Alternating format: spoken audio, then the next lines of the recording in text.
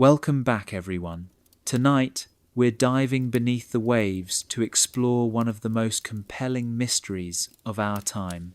What happens when UFOs don't just disappear into the sky, but plunge beneath the surface of our oceans and lakes? From military divers sworn to secrecy to treasure hunters making impossible discoveries, the evidence is mounting that not all unidentified craft stay airborne. Some crash, some sink, and some, according to witnesses, seem perfectly at home beneath the waves. Tonight, we explore the murky depths where metal meets water, where sonar images reveal impossible shapes, and where naval personnel have encountered objects that challenge everything we know about physics and origin. You decide what lies beneath. Now, let's descend into the abyss and discover what the waters have been hiding all along. Chapter 1: When the Sky Meets the Sea. The nature of underwater UFO encounters. Imagine standing on the deck of a naval vessel, your eyes fixed through binoculars on the horizon where sky and sea meet. Above, the vast blue expanse stretches endlessly, while beneath, the ocean rolls in gentle swells, its surface shimmering in the afternoon sunlight. Two distinct realms, air and water, each governed by fundamentally different laws of physics and nature. Then, suddenly, something utterly impossible occurs. In the distance, an object appears, moving with clear intent across the sky. Such a sight might not raise alarms in busy military airspace, unusual but not unheard of. But this object does something no known aircraft ever does. Instead of banking left or right, avoiding the water below, it continues its trajectory straight toward the ocean's surface. It does not slow. It does not hesitate. It pierces the waves as if the boundary between air and sea were no barrier at all. No splash, no debris, no violent disturbance. Only a brief ripple that quickly fades as the ocean returns to calm. The object has moved seamlessly from one medium into another, defying everything we understand about physics, engineering, and the behavior of solid matter. This phenomenon, known within military circles as a transmedium encounter, involves objects capable of moving fluidly between air and water. For those who have witnessed such events, the experience upends their understanding not only of technology, but also of reality itself. Consider this: water is nearly 800 times denser than air. Any conventional aircraft striking the ocean's surface at high speed would be instantly destroyed. The forces of impact alone would crush even the toughest military jet. Yet witnesses consistently describe objects that enter the water at hundreds of miles per hour, only to emerge moments later completely intact, as naturally as a bird diving for fish. The famous encounter involving the USS Nimitz in the year 2004 brought such stories into public awareness, but military personnel have reported transmedium objects for many decades. Fighter pilots recall tracking targets that suddenly dive toward the ocean, expecting explosions or wreckage on impact. Instead, their instruments reveal the object continuing underwater at high speed, unchanged. Sonar operators beneath the waves tell similar tales. Contacts appear on their screens, moving at impossible velocities for known submarines or underwater vehicles. No signs of cavitation bubbles, no pressure waves, and no thermal signatures that would indicate conventional propulsion. These objects accelerate, decelerate, and maneuver underwater with the same graceful fluidity observed in the air. Commander David Fravor, who encountered the now legendary Tic Tac object during exercises near the Nimitz, described watching it hover above turbulent water. Beneath it, the sea churned, as if something large was moving just below the surface, something that vanished the moment the aerial craft sped away. Were there two separate objects working together, or a single vehicle existing simultaneously in both realms? From a physics perspective, these transmedium capabilities are baffling. Movement in air depends on lift generated by wings and control surfaces designed for low-density flight. Underwater travel requires ballast tanks and diving planes engineered to withstand crushing pressures. No known technology can operate efficiently in both environments without extensive modification. Yet witnesses say these objects transition effortlessly. They maintain smooth, controlled movements, whether above the waves or beneath them. No visible changes in shape, no deployment of different control surfaces, no pause to adapt to the new medium. The implications stretch beyond engineering into the realm of fundamental physics. If such objects truly exist, they may operate using propulsion methods beyond current human knowledge. Some speculate they manipulate the medium around them, creating localized fields that reduce drag. Others propose field effects, allowing the craft to slip between the molecular structures of matter itself. Some theorists suggest that truly advanced propulsion might not push against air or water at all, but instead manipulate space-time to effectively bring the destination closer. In such a system, the difference between air and sea would be irrelevant. The craft wouldn't move through either medium, but would move the medium around itself, or even warp the environment entirely. The psychological impact on military witnesses is profound. These men and women are trained to identify and categorize aerial and maritime threats. Their careers depend on mastering the capabilities and limits of known aircraft and vessels.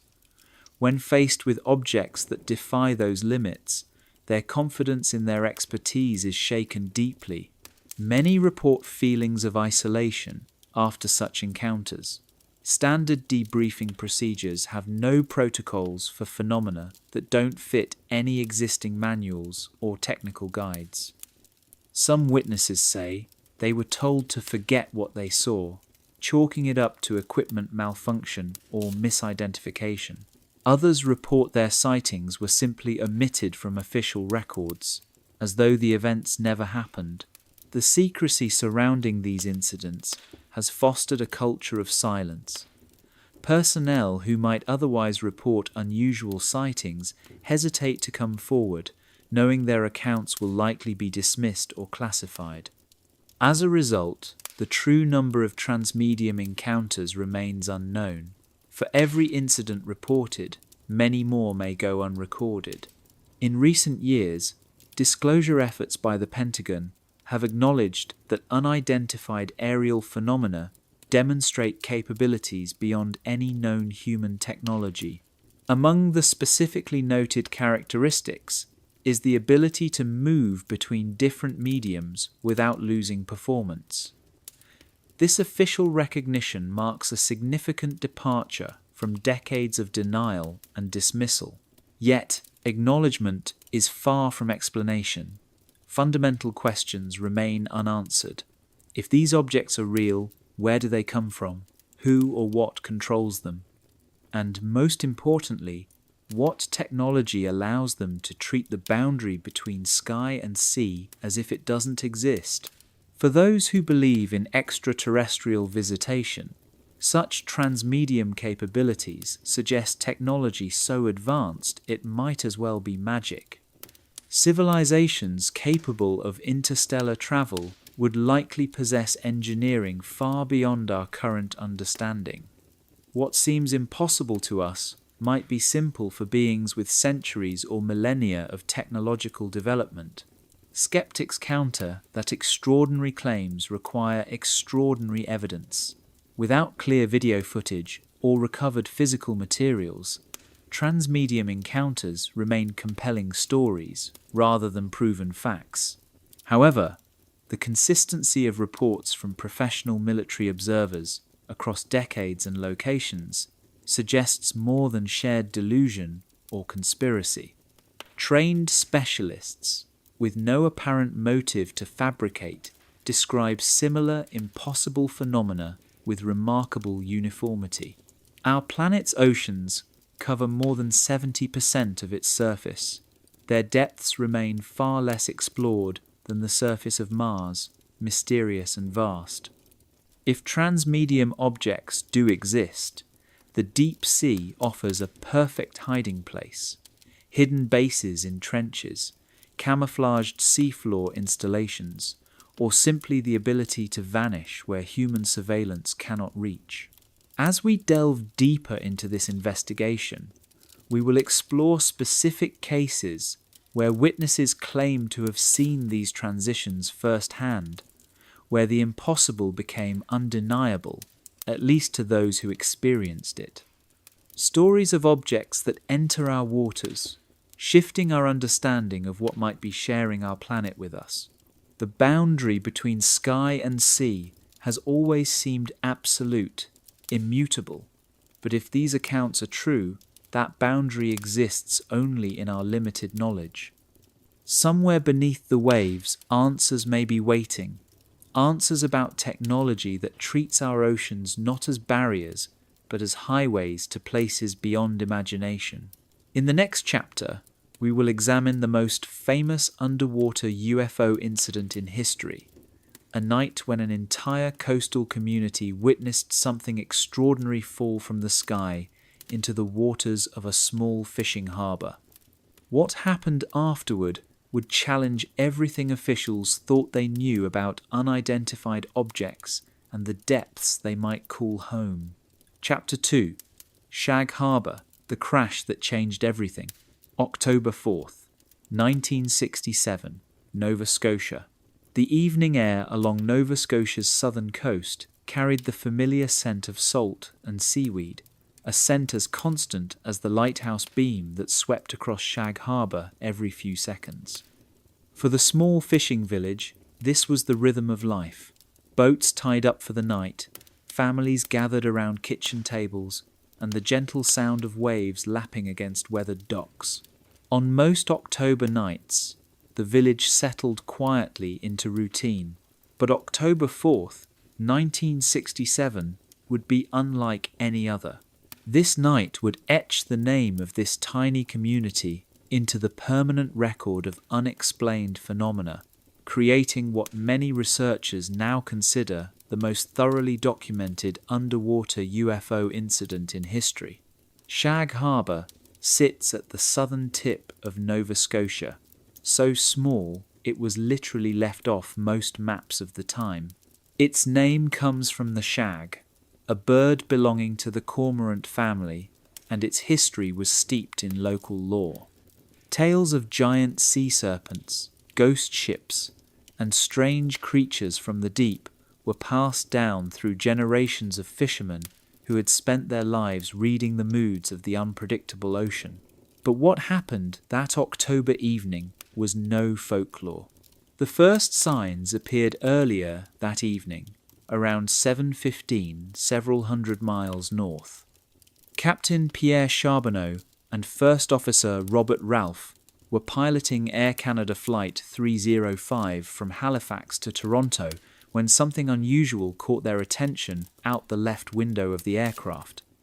At an altitude of approximately 3,658 meters, they spotted an object moving in parallel with their plane, several miles away. In his official report, Captain Charbonneau described the object as a brilliantly lit, rectangular shape with a string of smaller lights trailing behind it.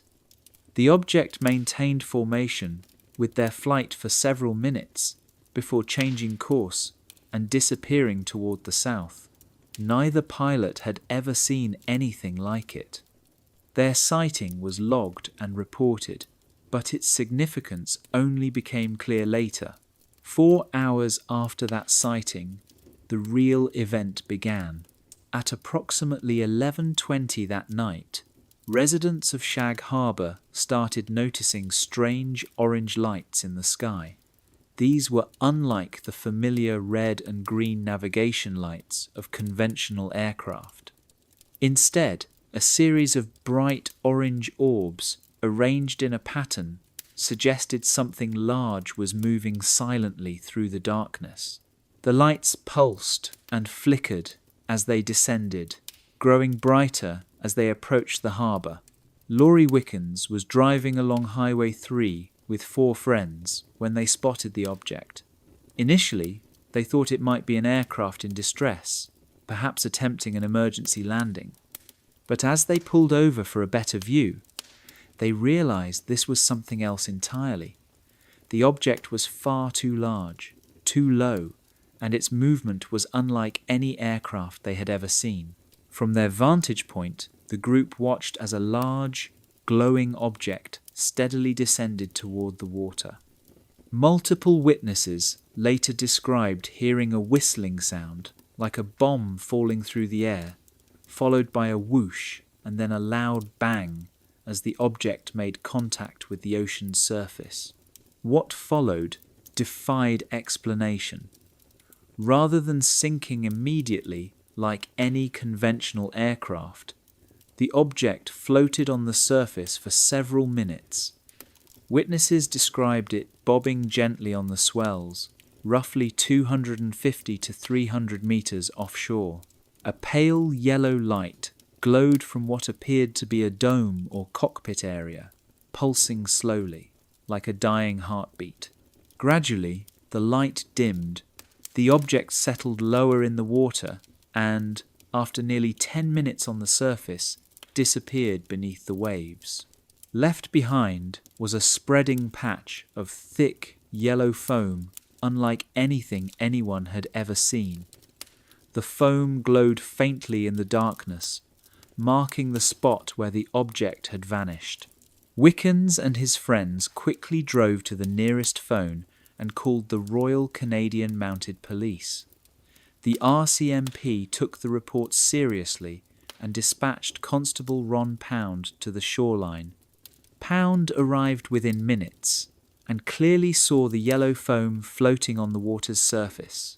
He estimated the patch to be roughly 80 feet across, far too large to be from any conventional aircraft. The response was swift and professional. Coast Guard Cutter 101 was dispatched, joined by several local fishing boats whose captains knew the waters intimately. By the time they reached the area, the object itself was gone, but the yellow foam remained. Samples were collected, though the material seemed to dissipate quickly once removed from the ocean. The RCMP ran a traffic check with the Rescue Coordination Centre in Halifax and with NORAD radar at Bacaro, Nova Scotia. The results were baffling. No missing aircraft had been reported that evening, civilian or military. No flight plans indicated any aircraft scheduled to be in the area. Whatever had crashed into Shag Harbour was not supposed to be there. The next day, the Rescue Coordination Centre filed a report with Canadian Forces headquarters in Ottawa. The language was cautious but clear. Something had hit the water in Shag Harbour, but its origin was unknown.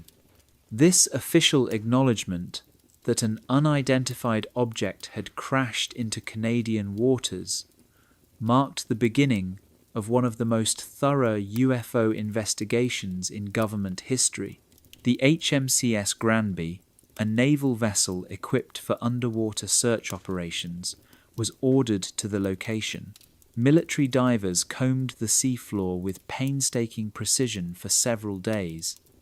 Yet they found no wreckage, no debris, no evidence that any conventional aircraft had ever touched the bottom of Shag Harbour. For most mysterious incidents, that would have been the end of the story. An object crashes, the military investigates, finds nothing, and the case closes. But the witnesses who saw the object impact the water were certain of what they saw. The foam samples defied explanation.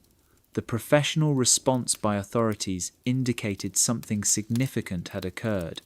The case might have remained a local curiosity, filed away and largely forgotten, had it not been for UFO researcher Chris Stiles, who decades later, 33 years after the event, began interviewing witnesses and reviewing official reports.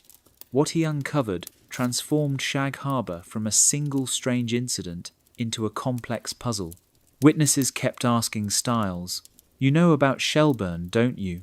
They spoke of a second related incident in the same general area. Military personnel, long sworn to secrecy, began to share stories suggesting what crashed into Shag Harbour was only the beginning. The object that floated for 10 minutes and glowed with pale yellow light before sinking hadn't stayed on the ocean floor. According to these accounts, it had moved underwater for approximately 25 miles to a place called Government Point, near a submarine detection facility. If true, then what crashed in Shag Harbour was not an aircraft but something capable of controlled underwater movement, something that could survive impact and continue operating in an environment that would destroy any known technology. The yellow foam became a crucial clue. Unlike oil or fuel slicks, this thick, luminescent material was unlike anything fishermen or Coast Guard personnel had ever seen. Samples were taken, but results were never made public. Local fishermen reported unusual sonar contacts for weeks afterward, objects moving along the seafloor at impossible speeds for marine life, and strange lights beneath the surface on calm nights, moving purposefully through waters they knew intimately. The official investigation concluded that while something crashed in Shag Harbour, no evidence of a conventional aircraft was found. The case was filed as unsolved and largely forgotten for decades. But the witnesses never forgot the yellow foam, the floating light, the search that found nothing. For this small fishing community, the events of October 4th, 1967 represented a profound encounter with the unknown. Something had visited their waters, something unlike any aircraft or vessel they had known. The military's serious response validated their experiences, even as it deepened the mystery. In the years since, Shag Harbour became a pilgrimage site for UFO researchers and curious visitors alike. The community embraced its unique place in the world of unexplained phenomena, knowing their quiet harbour was part of a larger story about humanity's encounter with the unknown. But the story was far from over. As we will see in the next chapter, the divers who searched the bottom of Shag Harbour carried with them knowledge that remained submerged for 30 years, knowledge about what they found and what finding nothing might actually mean. The yellow foam has long since dissolved into memory, but its questions continue to ripple outward like waves from a stone dropped into still water. In the cold depths off Nova Scotia's coast, something waits to be understood, something that chose to visit a small fishing harbour one October night, and forever changed how we see the oceans we share. Chapter 3: The Divers Who Saw Too Much. Naval Personnel and Their Silent Burden.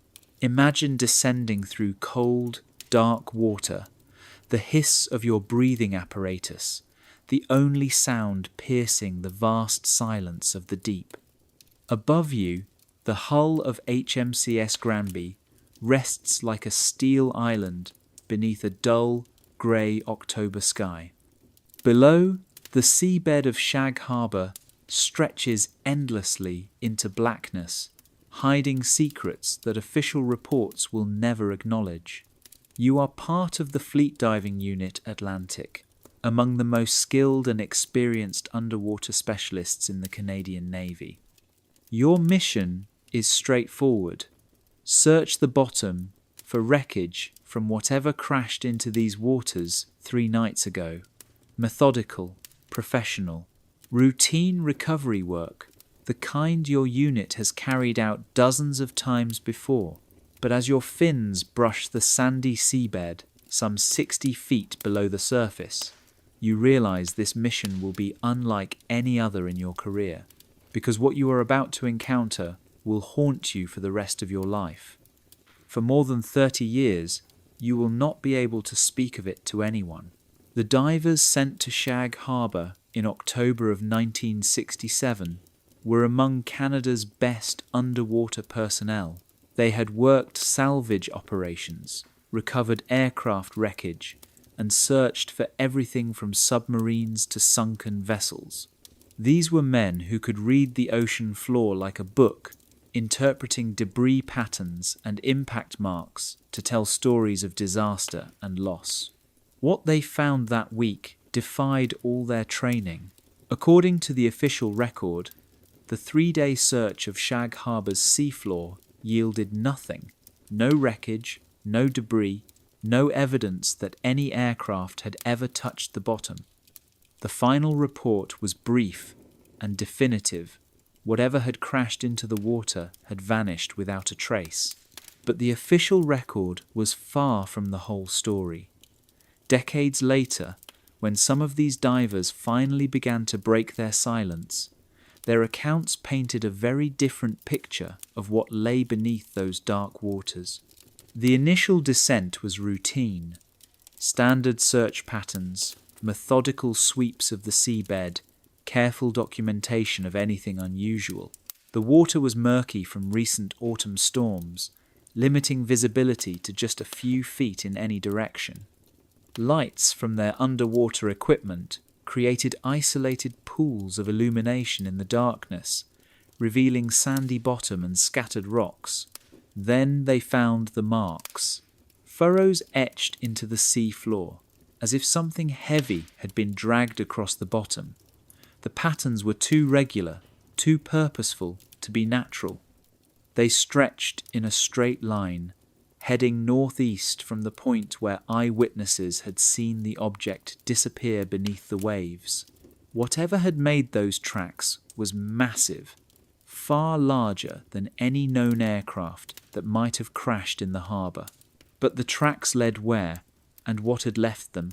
The divers followed the furrows for nearly half a mile before the trail simply ended, not gradually, as wreckage might settle or scatter, but abruptly, as if whatever had made the marks had lifted off the seabed and continued on elsewhere.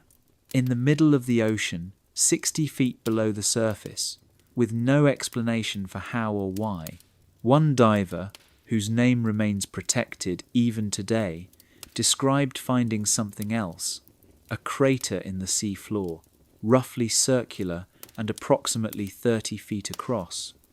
The edges were smooth, almost polished, unlike the jagged, uneven crater that conventional wreckage might create. Inside the depression, the sand had a different texture, almost crystalline, as though subjected to intense heat.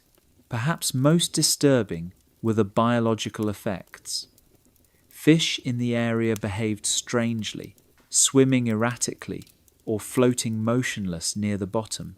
Some appeared dead or dying, though no obvious cause could be identified. A few specimens collected for analysis showed cellular damage consistent with radiation exposure, although no radioactive sources were ever detected. The psychological impact on the diving team was immediate and profound. These were military personnel trained to observe, categorize, and report.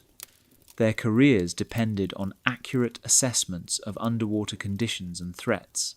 Yet, they were confronted with evidence that defied every framework in their experience. Standard protocol required detailed logs of everything observed during the search, equipment used, areas covered, items recovered, anomalies noted. But as the mission progressed, the divers noticed that certain observations weren't making it into official documentation. The furrows, the strange crater, the odd behavior of marine life these details seem to vanish from reports before reaching higher command.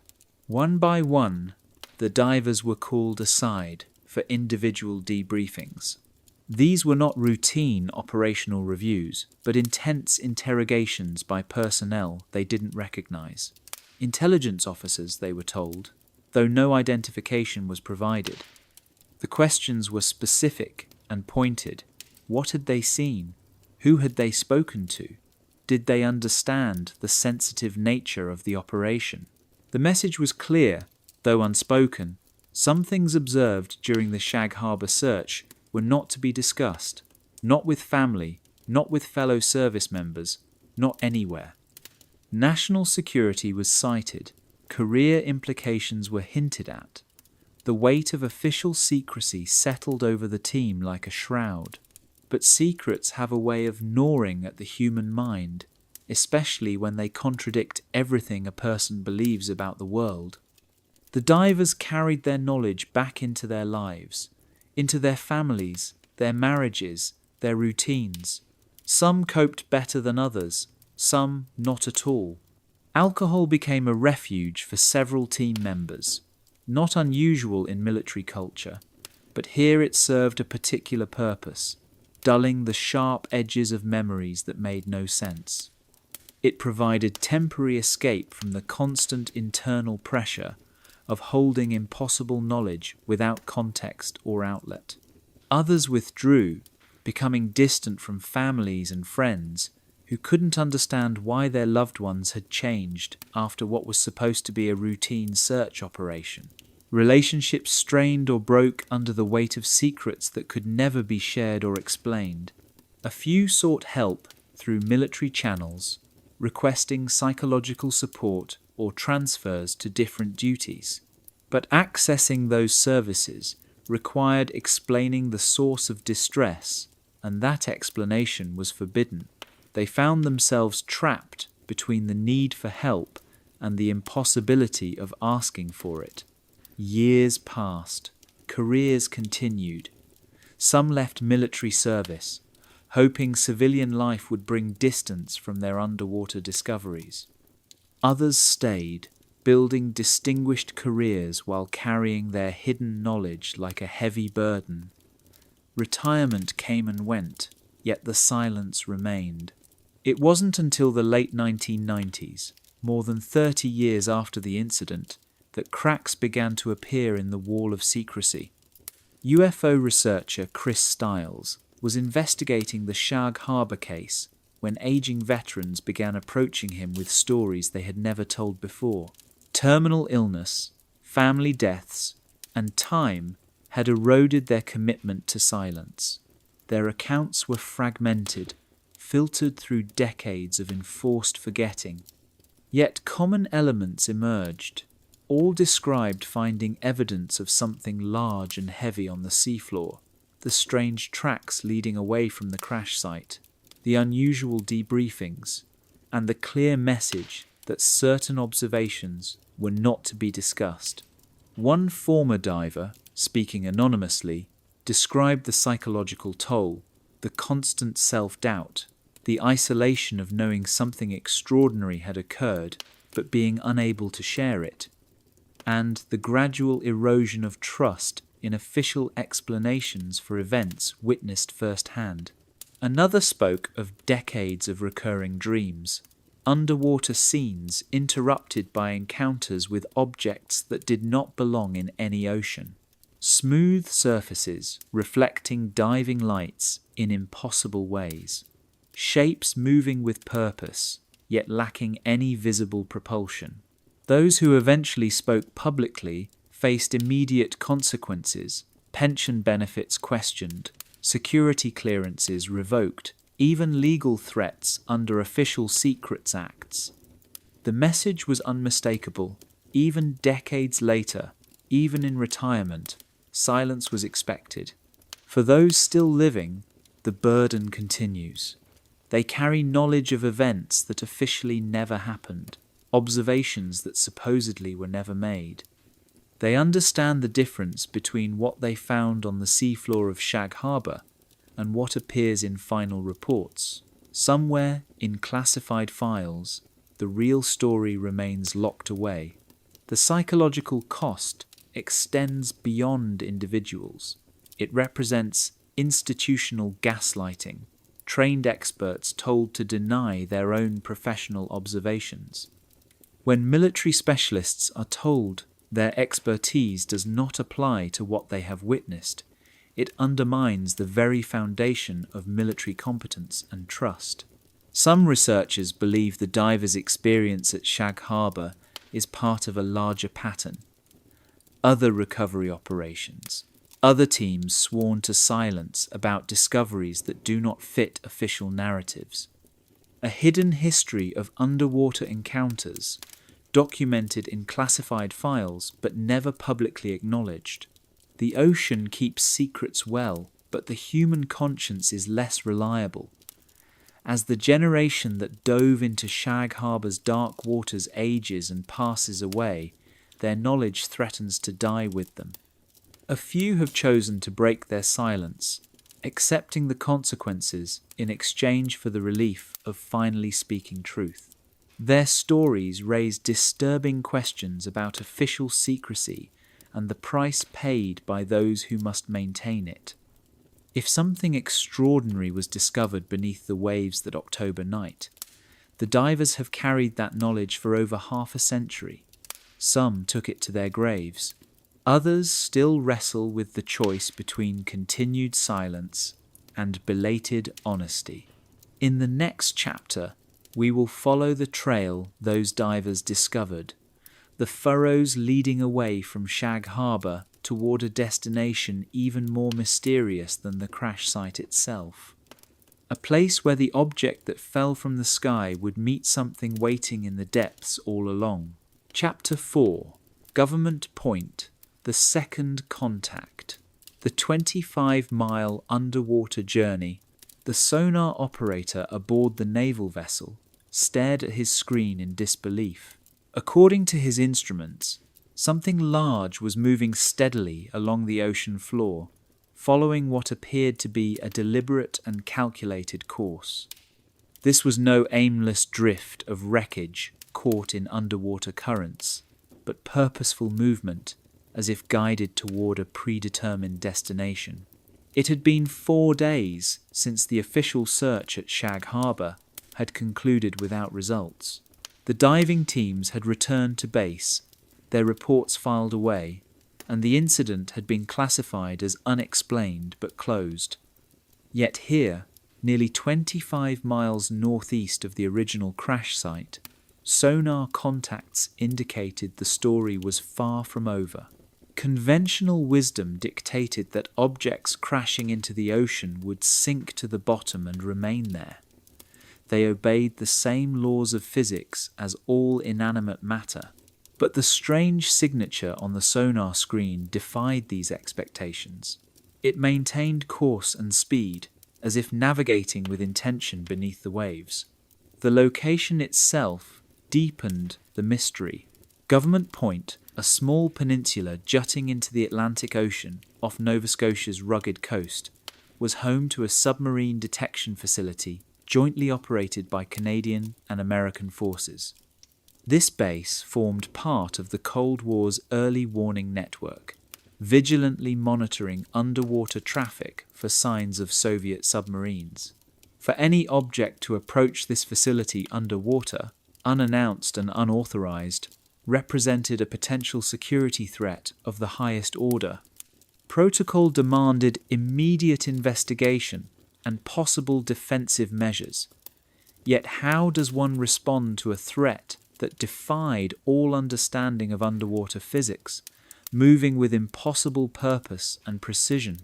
Naval vessels repositioned themselves carefully over the sonar contact, maintaining a cautious distance while tracking its progress.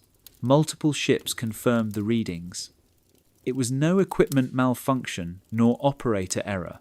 Something substantial was moving slowly and steadily along the ocean floor, heading straight for one of the most sensitive military installations on the East Coast.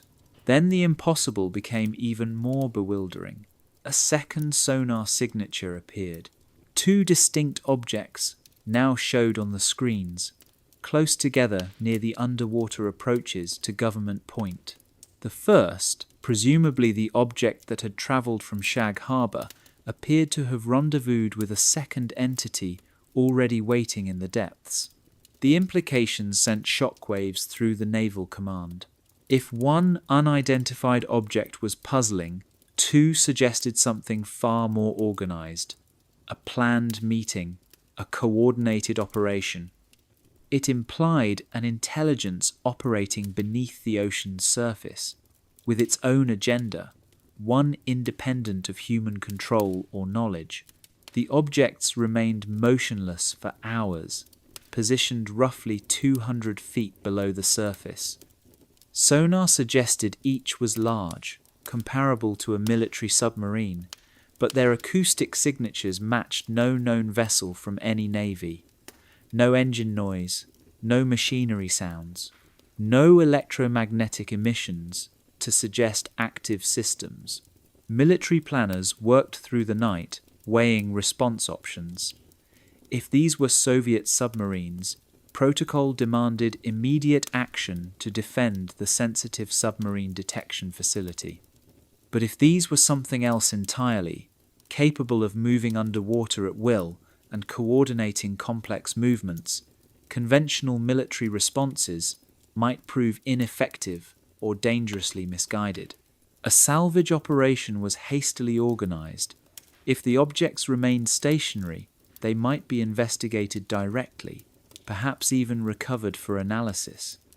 Specialized equipment was brought in from other naval bases: deep-sea recovery vessels, advanced sonar arrays, and underwater cameras designed to function at significant depths. Planning took several days. During that time, the objects lingered near Government Point, apparently inactive but still visible on sonar. Whatever they were, they showed no signs of leaving or changing. Military personnel began to hope that patience and preparation might finally unravel the mysteries that had haunted them since the Shag Harbour incident. But as often happens with missions involving the unknown, circumstances abruptly shifted just as the operation was about to begin. A Russian submarine was detected entering Canadian territorial waters, following well-known shipping lanes used by Soviet vessels to monitor North American naval movements. Standard protocol demanded immediate response: track, intercept, and assess the intruder. Naval vessels, positioned over the mysterious objects, were redeployed to confront this conventional threat. The timing seemed suspiciously coincidental. Some officers speculated that the Soviet submarine had deliberately chosen this moment to infiltrate Canadian waters. Was the conventional threat a diversion, drawing attention away from something far more extraordinary? Or was this merely the operational complexity military planners face when multiple crises arise simultaneously? Whatever the truth, the ships moved away from Government Point to intercept the submarine. For several hours, the strange objects were unmonitored, as conventional military priorities took precedence. When the vessels returned to their previous positions, the sonar screens revealed a shocking truth: the objects were gone. Not a gradual fade, as if equipment failed or contacts were lost, but a sudden disappearance, like the objects had lifted off the ocean floor and vanished beyond detection range. Extensive sonar sweeps of the surrounding area found no trace. Some operators recalled brief sonar blips suggesting rapid vertical ascent, speeds impossible for conventional submarines. Others described acoustic anomalies consistent with something breaking the surface at high velocity, then disappearing into the sky. But these fragmented observations came amid the confusion of repositioning ships and juggling multiple contacts. The salvage operation was quietly cancelled. Official explanations cited equipment problems and scheduling conflicts, but those involved understood the true reason: there was nothing left to salvage. Military investigators sought to reconstruct events from the hours the objects were unmonitored. Satellite data was reviewed, though civilian satellites in the 1960s lacked the resolution to detect such small oceanic objects. Radar stations were queried for unusual aerial contacts, but findings remained inconclusive. What emerged defied conventional understanding. Something had travelled 25 miles along the ocean floor, from Shag Harbour to Government Point. There, it rendezvoused with a second object, remained stationary for days, then departed as military attention shifted. The coordination required implied intelligence and planning, but intelligence guided by whom? Planning for what purpose? The object's proximity to one of the region's most sensitive military facilities was no coincidence. Whatever they were, they had approached Government Point deliberately, observed operations, then vanished on their own terms. For those involved, the Government Point incident was a profound failure, a failure to understand and respond. They had detected unknown underwater objects, tracked them for days, prepared recovery plans, then lost them due to conventional military priorities. The psychological impact echoed that of divers searching the original crash site. These were trained naval officers and sonar operators whose equipment had worked properly, whose observations were accurate, but the objects behaved beyond their experience and training. Official reports of the incident remain heavily classified, filed alongside Shag Harbour documentation in archives still sealed today. Personnel were reminded of security obligations and warned that discussing the event could endanger national security and careers.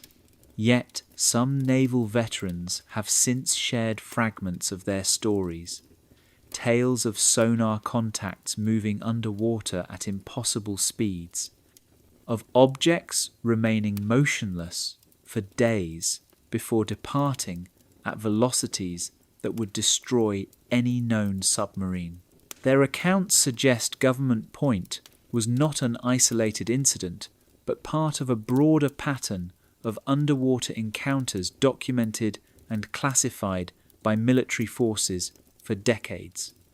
Each case raises fundamental questions about intelligence beneath Earth's oceans and technologies beyond human comprehension. The connection between Shag Harbour and Government Point stands as one of the most remarkable UFO research milestones, a continuous documented underwater journey from initial sighting to rendezvous and departure, demonstrating navigation and purpose in impossible environments. As the next chapter will reveal, Government Point was far from unique. Around the same time, other military operations in oceans worldwide, including the Baltic Sea, would confront their own underwater mysteries, confirming that whatever moves through Earth's waters is part of a global, unexplained phenomenon. Chapter 5: The Baltic Sea Anomaly, Sweden's Circular Mystery. The sonar screen aboard Ocean X's vessel displayed something that defied explanation. Deep beneath the frigid waters of the Baltic Sea, at a depth of approximately 275 feet, a perfect circular object lay on the sea floor like a metallic island resting on sand.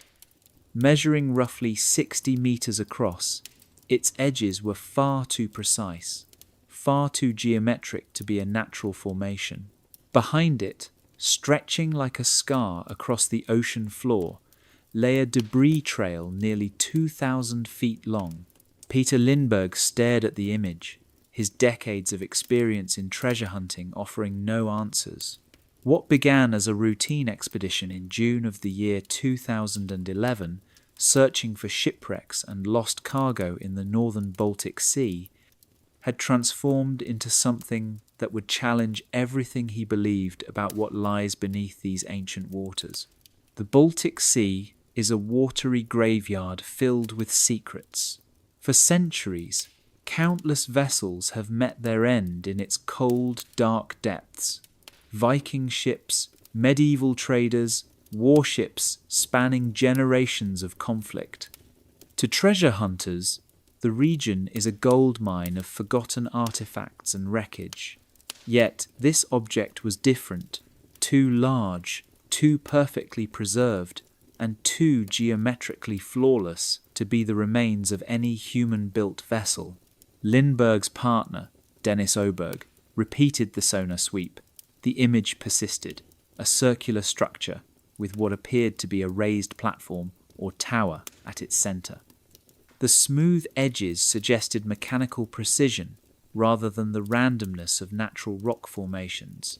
The debris trail, stretching straight behind the object, bore the hallmarks of a violent impact, like something had torn across the seafloor before coming to rest. The Ocean X team had operated in these waters for years, relying on sophisticated sonar technology to map the ocean floor and identify salvage targets. They knew how to tell natural rock formations from man-made objects and scattered wreckage from intact ships, but this sonar signature fit no known category. Initial theories leaned toward conventional explanations. Perhaps this was a previously unknown shipwreck, a massive vessel lost without historical record. Or maybe it was a natural geological feature exhibiting unusual symmetry. The debris trail might have resulted from glacial movement, rocks, and sediment pushed across the seabed by ancient ice sheets. However, as they scrutinized the sonar data, these theories faltered. The object's circular shape was far too perfect to be a shipwreck. Its position showed no signs of settling or deterioration typical of centuries underwater. The debris trail's straight path was inconsistent with random glacial scarring, which tends to be irregular. News of the find rippled through maritime archaeology circles, stirring excitement and skepticism alike. Without direct examination, the sonar images could represent anything, from geological oddities to technical glitches. The only way to resolve the mystery was to launch a dedicated expedition to investigate the site firsthand. In the year 2012, Ocean X returned, equipped with diving gear and underwater cameras. What they found defied expectations. The object was not just circular on sonar, it was truly disc-shaped, with smooth surfaces that reflected the divers' lights in a manner that seemed metallic. Yet approaching the site proved more difficult than anticipated. As divers neared the object, their electronic equipment began to fail inexplicably. Cameras ceased working. Communication systems crackled with static. Even basic instruments such as depth gauges and compasses gave erratic readings. These malfunctions were neither random nor gradual. They consistently occurred whenever the divers came within a certain distance, as if the structure itself emitted electromagnetic interference. When the team moved away, their equipment returned to normal function. Returning to the site caused failures to resume. This phenomenon was unprecedented in their experience. Natural rocks do not disrupt electronic systems. Metallic wreckage, unless powered, should not interfere with modern diving gear. The persistent interference suggested an active source emanating from the object, as if it remained functional after decades, or even centuries, submerged. Despite these challenges, the team collected several samples from the site, fragments of the object itself, and sediment from the surrounding seafloor. These were sent to Stockholm University for geological analysis, hoping laboratory tests might yield conventional explanations. The results puzzled the scientists further. Most samples consisted of common Baltic sedimentary rocks, granite, gneiss, and sandstone, typical of the regional geology. But among these was a loose piece of basaltic rock, volcanic in origin, completely out of place on the Baltic seabed.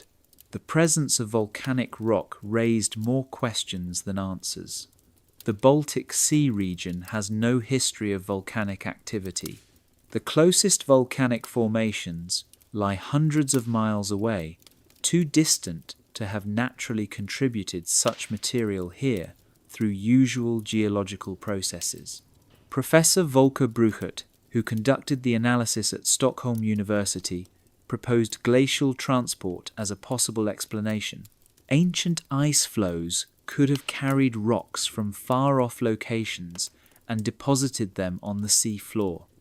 In his view, both the anomaly and the volcanic rock samples could be products of glacial and post-glacial geological processes. But this explanation did not address the object's flawless circular shape or the linear debris trail. Glacial deposits are typically irregular and random. They do not produce geometric structures or long, straight scarring on the seabed. The contradiction between geological analysis and physical evidence fueled ongoing debate and speculation.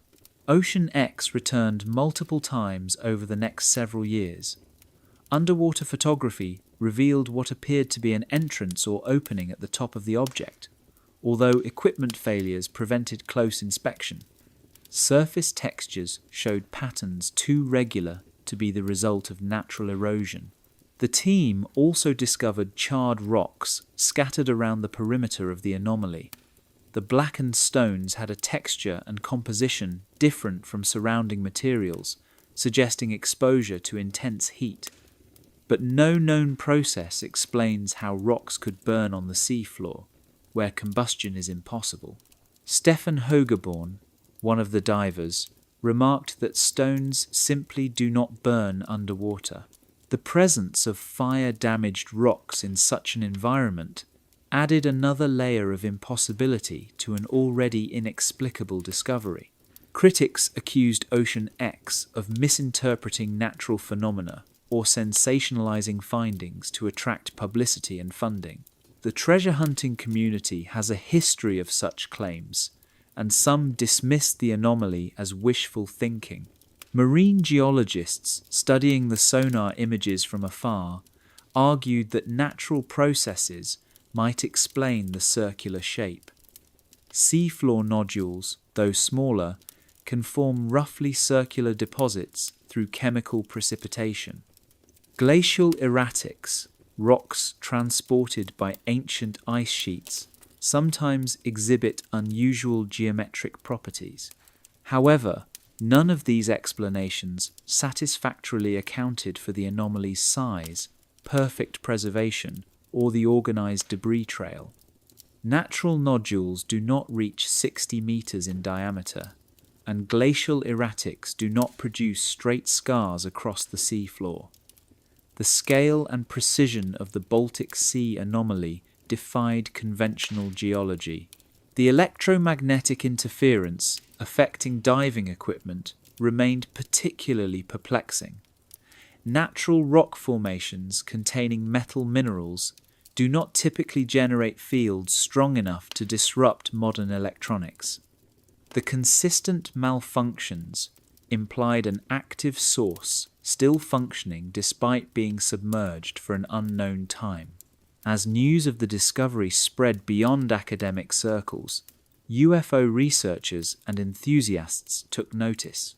The shape, debris trail, and unexplained electromagnetic effects fit patterns often associated with alleged alien technology.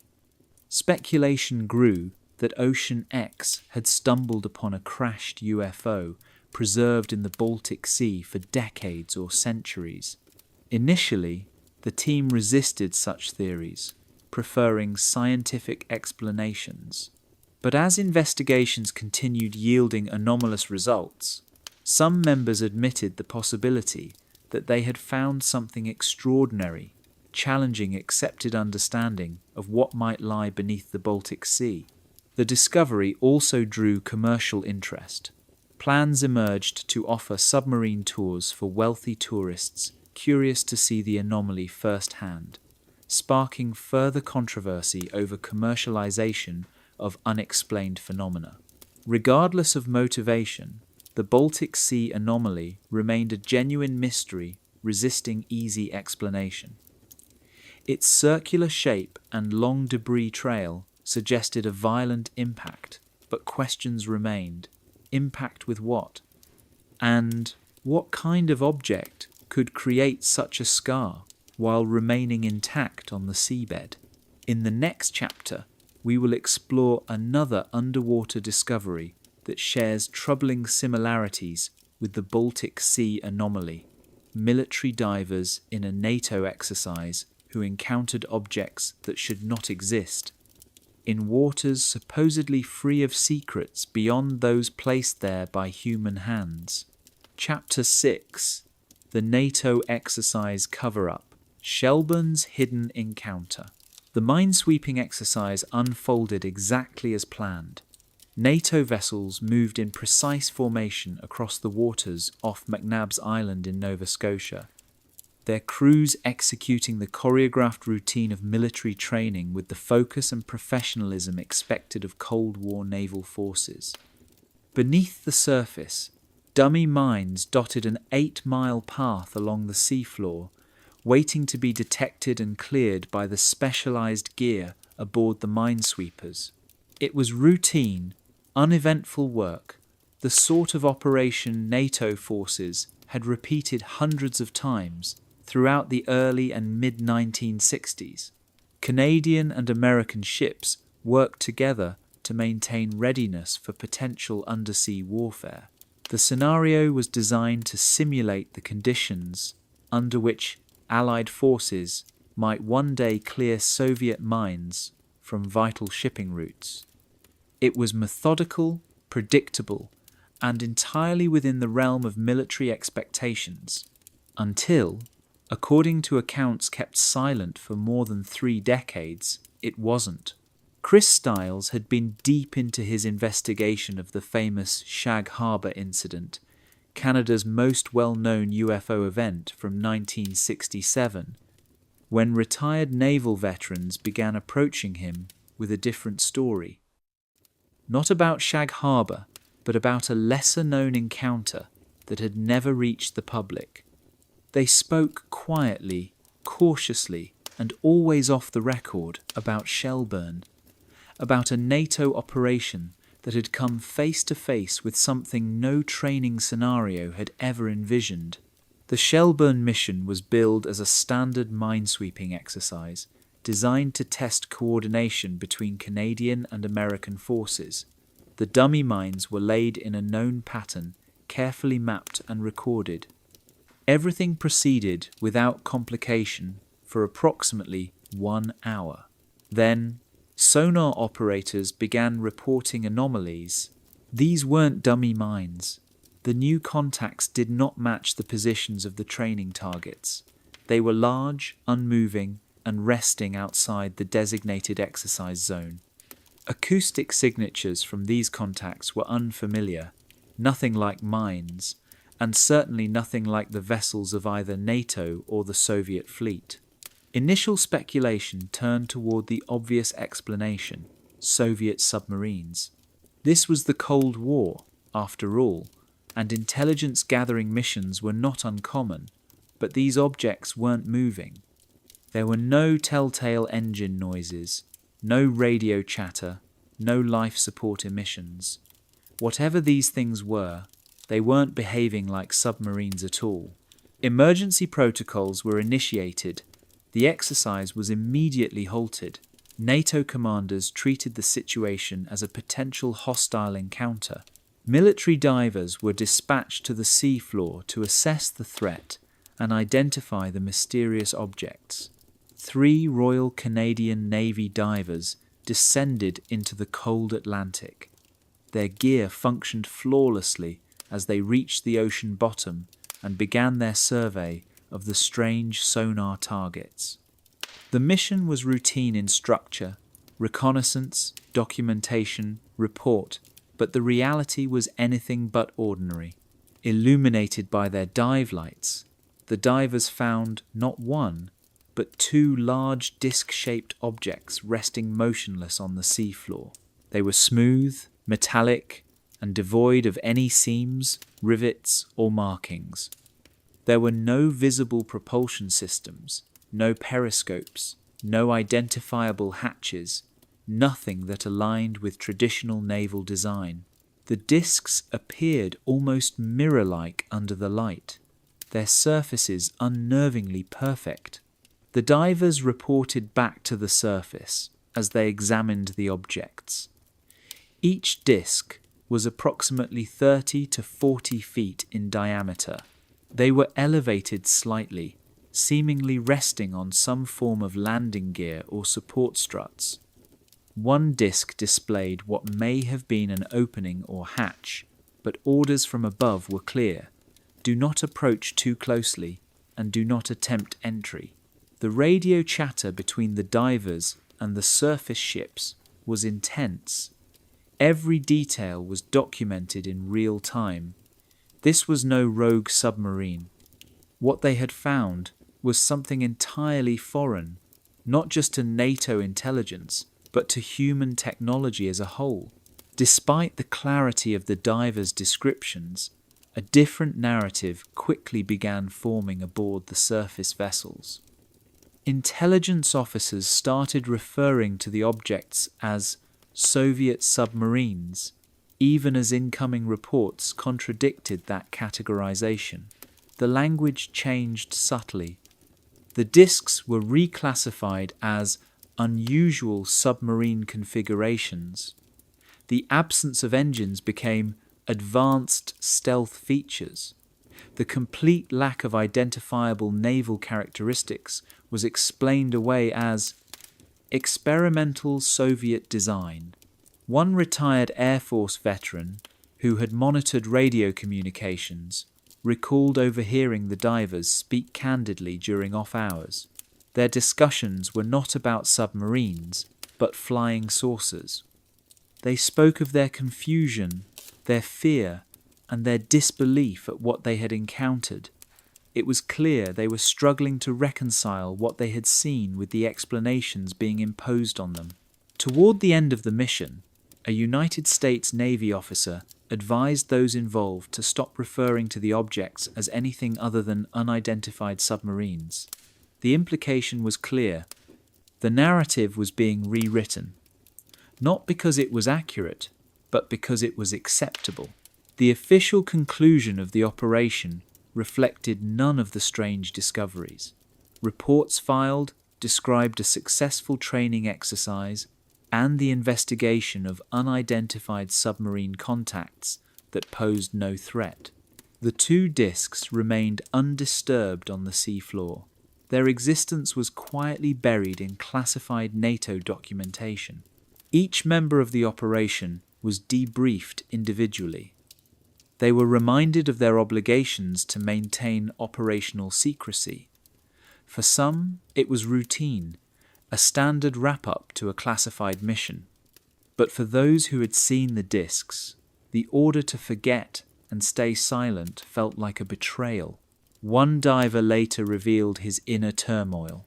He had seen something extraordinary, something that defied conventional classification, but he had been instructed to call it something ordinary, something safe. Over time, he began to question his own memory, his own judgment. Others coped by compartmentalizing the experience. Orders were orders. Curiosity was a luxury they could not afford. Yet for a few, the experience shattered their faith in military transparency. If a flying saucer could be classified as a Soviet submarine, what else might be hidden behind acceptable lies? The Shelburne cover-up wasn't just about suppressing an unusual sighting. It was about preserving a model of reality, a version of events that military planners could control. Unknown objects became known threats. Impossible craft became foreign technology, and those who knew otherwise were silenced by classification and fear. It would take more than 3 decades for fragments of the story to surface. When Chris Stiles began his investigation into Shag Harbour, aging veterans began to speak. Motivated by conscience or by the desire to finally unburden themselves, they came forward. Their accounts revealed a larger truth. Shelburne wasn't an isolated case. It was part of a broader pattern. Underwater objects of unknown origin were being discovered, studied, and dismissed as conventional threats to maintain control of the narrative. In the next chapter, we will explore how those very military encounters informed the way governments responded to civilian discoveries, especially when treasure hunters or researchers stumbled across similar anomalies, and how past encounters shaped the future of secrecy. Chapter 7: Lake Guntersville's Metallic Secret, Alabama's Underwater Discovery. Jake Kohler descended through the murky waters of Lake Guntersville with the practiced precision of a seasoned diver and treasure hunter. Over the years, this Alabama lake had surrendered all manner of lost items, fishing gear, old machinery, and on rare occasions, intriguing historical artifacts. But on this particular afternoon, his sonar detected something that would challenge not only his expectations, but also the boundaries of what anyone thought could exist beneath freshwater lakes. The sonar return was unusual from the start. The signature was too large and too geometric to be driftwood or sediment-covered junk. The object appeared circular, resting about 30 feet below the surface, partially buried in the silt of the lakebed. It emitted a strong metallic return, one that hinted at symmetry and structure, not chaos. Lake Guntersville stretches across northern Alabama, a sprawling reservoir created by the Tennessee Valley Authority in the year 1939. Popular among fishermen and boaters, the lake's wide expanse and recreational draw make it one of the most visited bodies of water in the region. For Kohler, who had explored its depths for years, it represented a vast, liquid museum of forgotten items and submerged potential. But this discovery was unlike anything he had encountered before. As Kohler directed his underwater lights toward the object, its surface reflected back with a sheen that was both unfamiliar and unnerving. The disc-shaped structure was approximately 30 feet in diameter. Its skin looked metallic, smooth and uniform, but bore a strange luminescence under artificial light. There was no sign of corrosion, no algae, no barnacle growth. In freshwater, metals do degrade, though more slowly than in salt water, but this surface was pristine, almost impossibly so. Even more compelling were the markings. Dozens of symbols and geometric patterns were etched across the object's upper surface. These were clearly artificial, etched with precision, but they bore no resemblance to any known language, numbering system, or writing from any human culture, ancient or modern. The arrangement suggested intention: rows, groupings, patterns, perhaps mathematical, perhaps linguistic, but definitely not random. Kohler carefully documented the find using underwater photography and sonar imaging. The lake's visibility limited the clarity of the footage, but the images were clear enough to show the object's unusual shape and markings. What he captured was not a wreck. It had not crashed. It had not been discarded. It had been placed intentionally. There was no surrounding debris, no gouges in the lakebed, no signs of impact. It sat as if carefully set down, resting undisturbed beneath 30 feet of water. Lake Guntersville is not an isolated location. Any airborne object large enough to match what Kohler found, roughly the width of a small aircraft, would have been tracked by radar or spotted by civilians. Yet no reports existed, no crashes, no aircraft disappearances, no explanations. the mystery deepened. Kayla reported his findings to local authorities, following standard protocols. When divers find something of potential archaeological or environmental significance, state and federal agencies often get involved. What followed, however, went well beyond routine procedure. Within days, representatives from multiple government bodies responded: local sheriff's offices, environmental agencies, and several federal departments whose roles were not clearly defined. The level of interest was disproportionate to what should have been a report of unusual lake debris.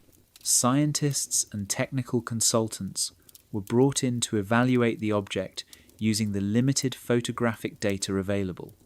Initial theories were conservative, perhaps a piece of industrial machinery or lost military equipment, but no known records matched the object's dimensions or characteristics. Military representatives denied any ongoing operations in the area, and no agencies reported missing gear. The object's surface, with its shimmer-like quality and resistance to corrosion, also confounded materials experts. Photographic analysis suggested it was constructed of a material that reacted strangely to light, possibly a composite or alloy unknown to public science. And the symbols? Linguists and code analysts examined the images but found no matches to anything catalogued.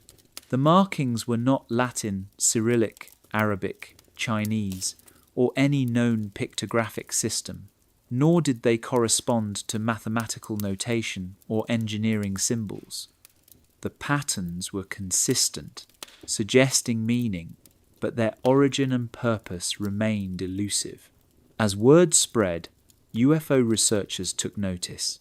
The disc-like shape, unusual markings, and the lakebed location matched patterns often cited in cases of submerged, unidentified craft. Kohler, initially hesitant to embrace such ideas, found himself reconsidering. The longer he engaged with scientists and officials, the clearer it became. No conventional explanation fit the evidence. Tourism interest soon followed the media buzz. Local businesses proposed glass-bottom boat tours and underwater viewing domes. Some suggested building a diving park around the anomaly. But these plans quickly stalled when access to the site was abruptly restricted. Federal officials cited safety concerns and ongoing analysis. They cordoned off the surrounding portion of the lake and barred civilian divers from returning. Kohler himself was denied further access to the very object he had discovered. Requests for updates or access under the Freedom of Information Act were met with delays and redacted documents. Officials stated that national security concerns prevented disclosure of certain findings.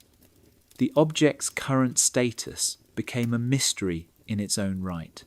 Unmarked trucks and unusual nighttime activity near the lake were reported by local residents.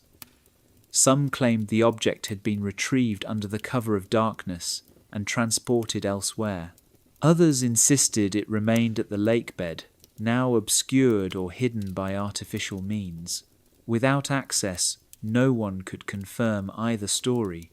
The Lake Guntersville discovery followed a now familiar sequence. Civilian finds strange object, officials take over, and public knowledge stops at the waterline.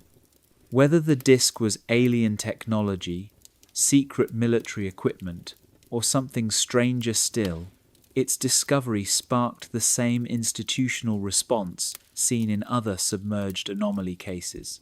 In the next chapter, we will explore how such discoveries, both in lakes and oceans, fuel theories about hidden installations beneath Earth's waters. Could our planet's deep bodies of water be concealing something far older and far more advanced than we have ever imagined? Chapter 8. The Puerto Rico Incident. When something pulled back, the Navy CH-53C Stallion helicopter hovered steadily over the Atlantic waters, off Puerto Rico's northern coast, its massive rotors cutting through the heavy Caribbean air. Below, the ocean stretched in every direction, its turquoise surface broken only by the rolling swells that marched endlessly across these tropical waters. For the crew, this was routine work, a standard training mission to retrieve a BQM target drone dropped earlier for exercises. The drone, roughly 20 feet in length, bobbed on the water exactly where it had been programmed to land. Standard operating procedure called for a military diver to enter the water, attach the recovery cable to the drone's lifting points, and signal the helicopter to begin the retrieval process. It was simple, methodical, and practiced countless times over decades of naval operations. But what happened next would challenge everything the crew thought they understood about the waters beneath them. The diver slipped into the warm Atlantic, swimming confidently toward the floating target. The drone appeared intact, its systems shut down as programmed, awaiting recovery and reuse in future exercises. The diver worked efficiently, connecting the heavy cable to the designated attachment points and double-checking the connection to ensure it would hold during the lift. From the helicopter, the crew watched as their colleague signaled the all clear. The pilot engaged the hoist system, beginning the careful process of lifting the 20-foot target from the water. Everything proceeded normally. Water streamed off the drone's airframe as it rose, glistening under the Caribbean Sunday. Then, without warning, something went catastrophically wrong. The drone, which had been rising steadily on the end of the recovery cable, was suddenly yanked downward with tremendous force. This was no gradual settling, like a failed lifting point or a parted cable. This was a violent, deliberate pull that nearly destabilized the helicopter itself. The pilot fought to maintain control as the aircraft lurched toward the water, pulled by whatever had seized the drone. Emergency procedures kicked in automatically, the crew responding as best they could to a situation with no parallel in their training. The forces involved were massive, far beyond what any marine animal or underwater obstruction could generate. Through the clear Caribbean water, the crew glimpsed something that defied comprehension. A dark, immense mass moved beneath the surface, unlike any submarine or known sea creature. It appeared substantial, possibly larger than the helicopter itself, and it moved with unmistakable purpose as it maintained its grip on the drone. The pilot faced an impossible decision: continue fighting the downward pull and risk losing the aircraft and crew, or release the drone and abandon the retrieval.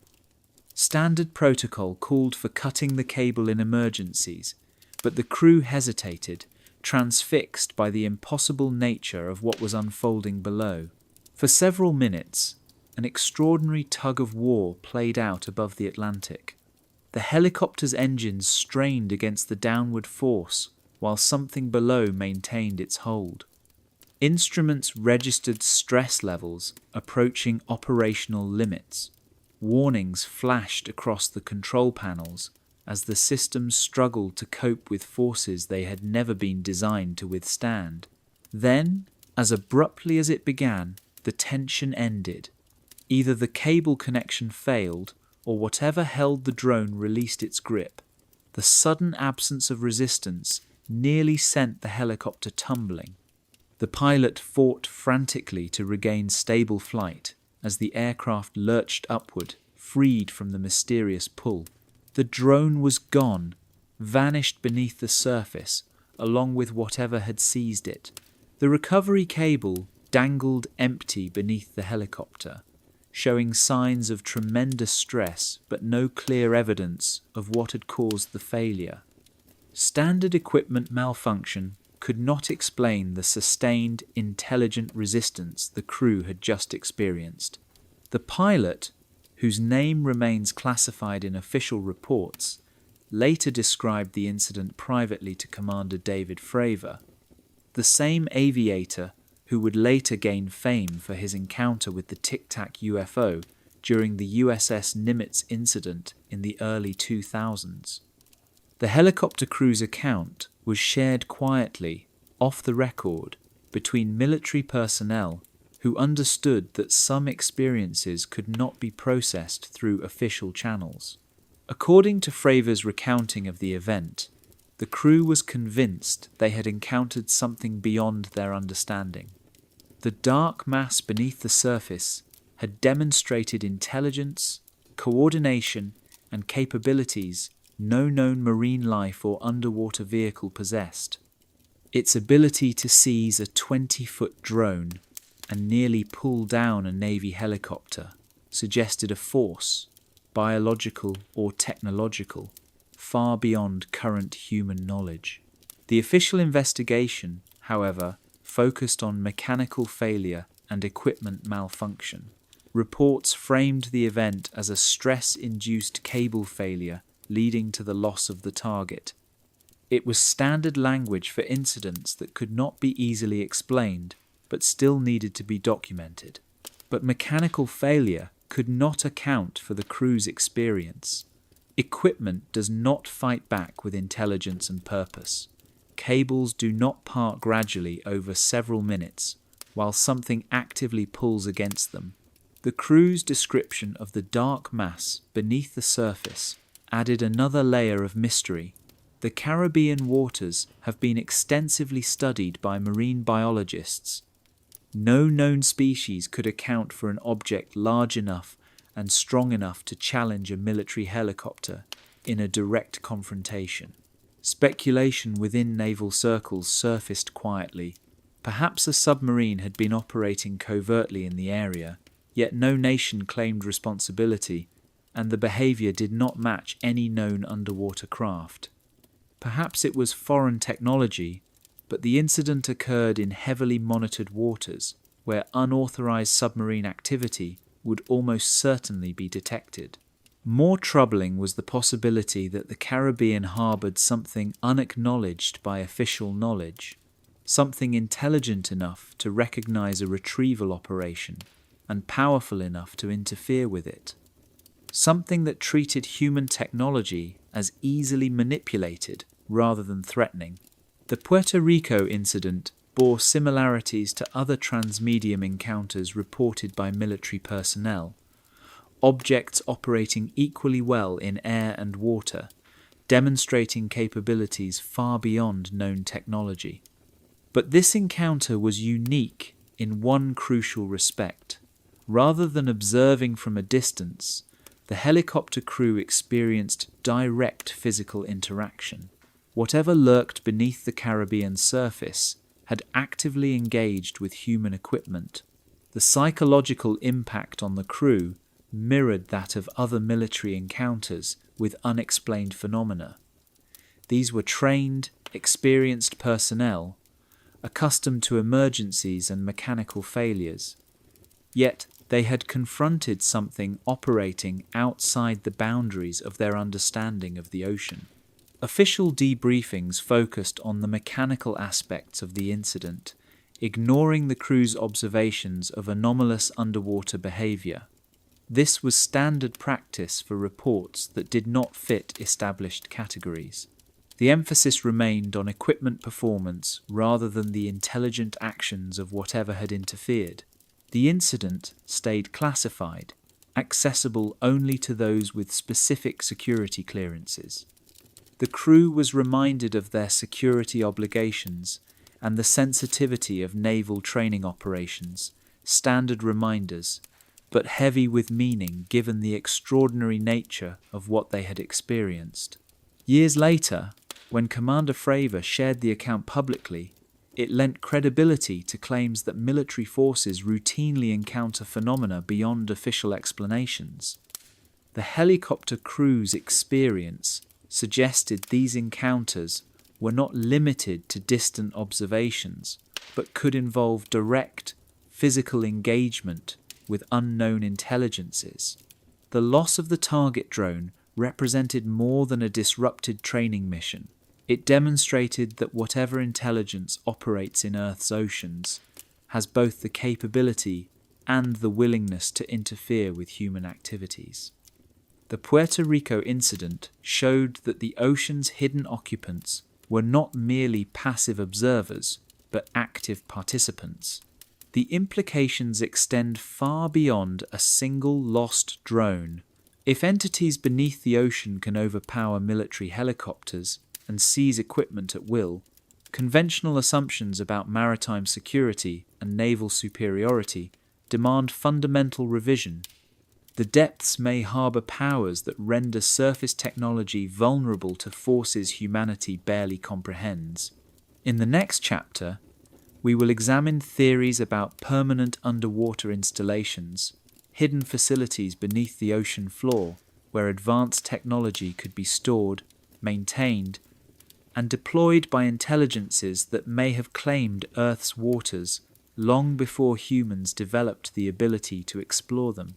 Chapter 9: Underwater Bases and Hidden Facilities. The Theory of Submerged Installations.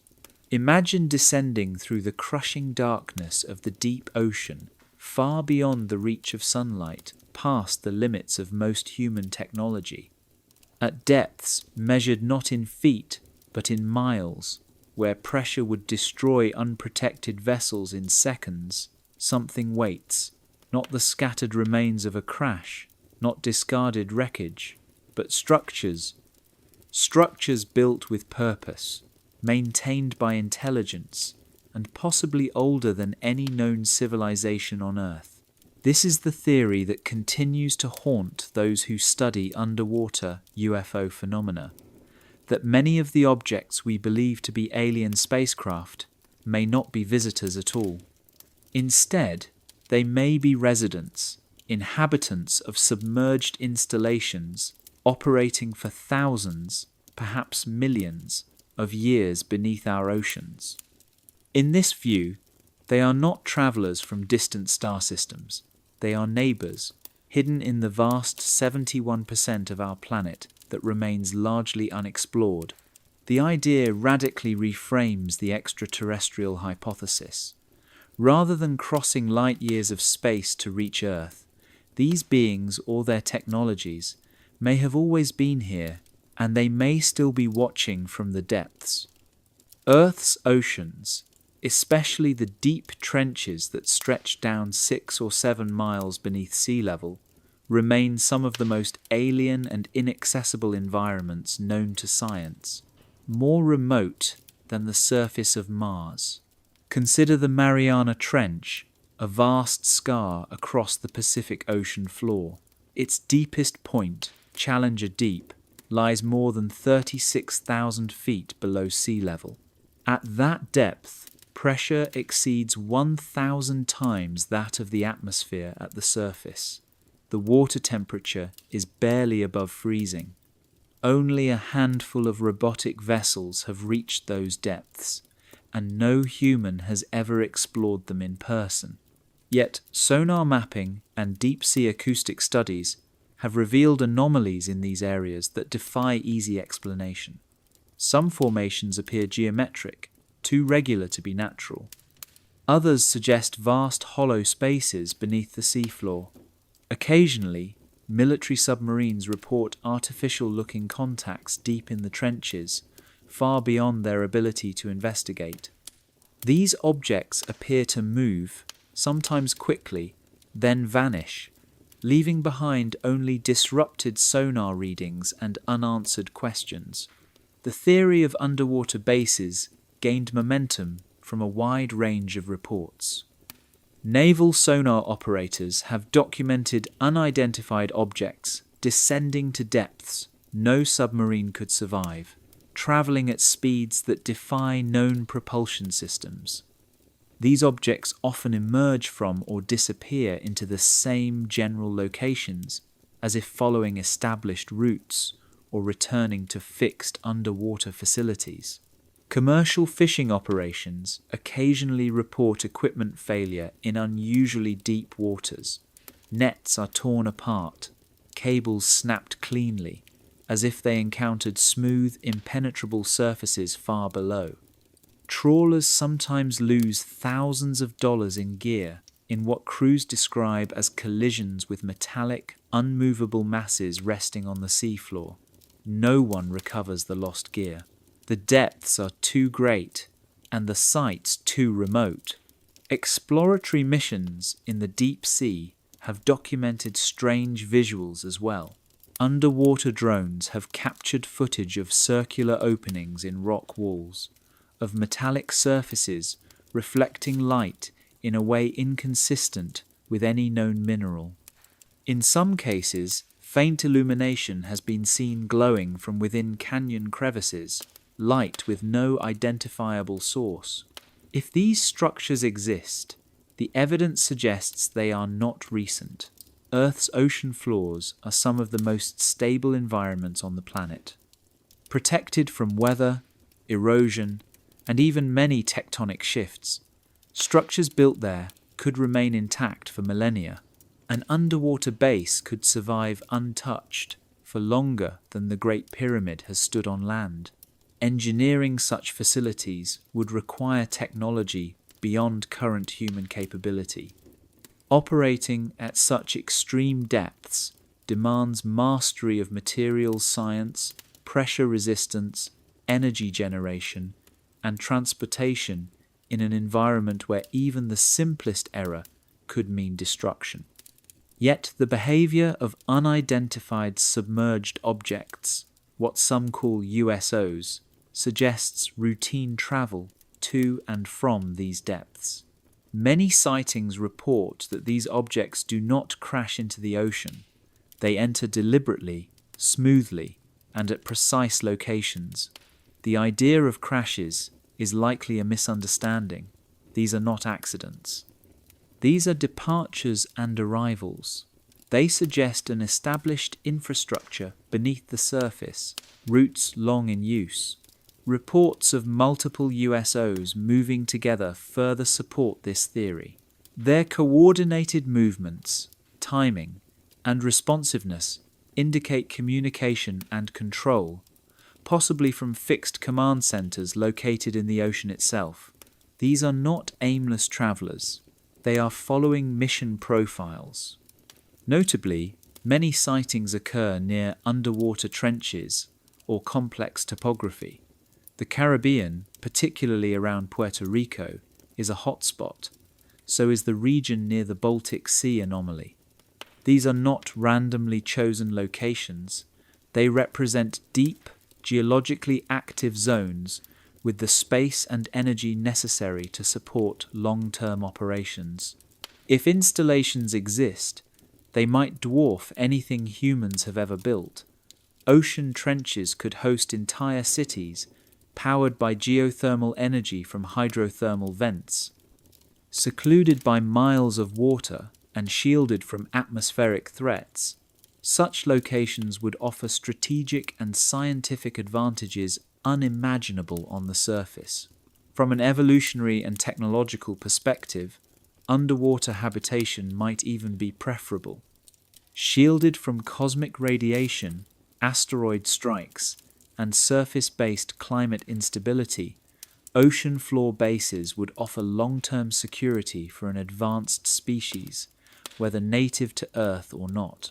This theory may also explain the age diversity of materials recovered from USO encounters. Rather than representing a single species or time period, these materials may span centuries or even millennia, indicating technological evolution and specialization within an enduring underwater civilization. If contact between surface dwellers and underwater inhabitants has occurred, the military would be the first to know. Naval forces operating at sea have both the tools and the authority to detect and suppress evidence. The consistent pattern of classified investigations, cover stories, and official denial suggests not simple confusion, but active management of a situation that continues to unfold in real time.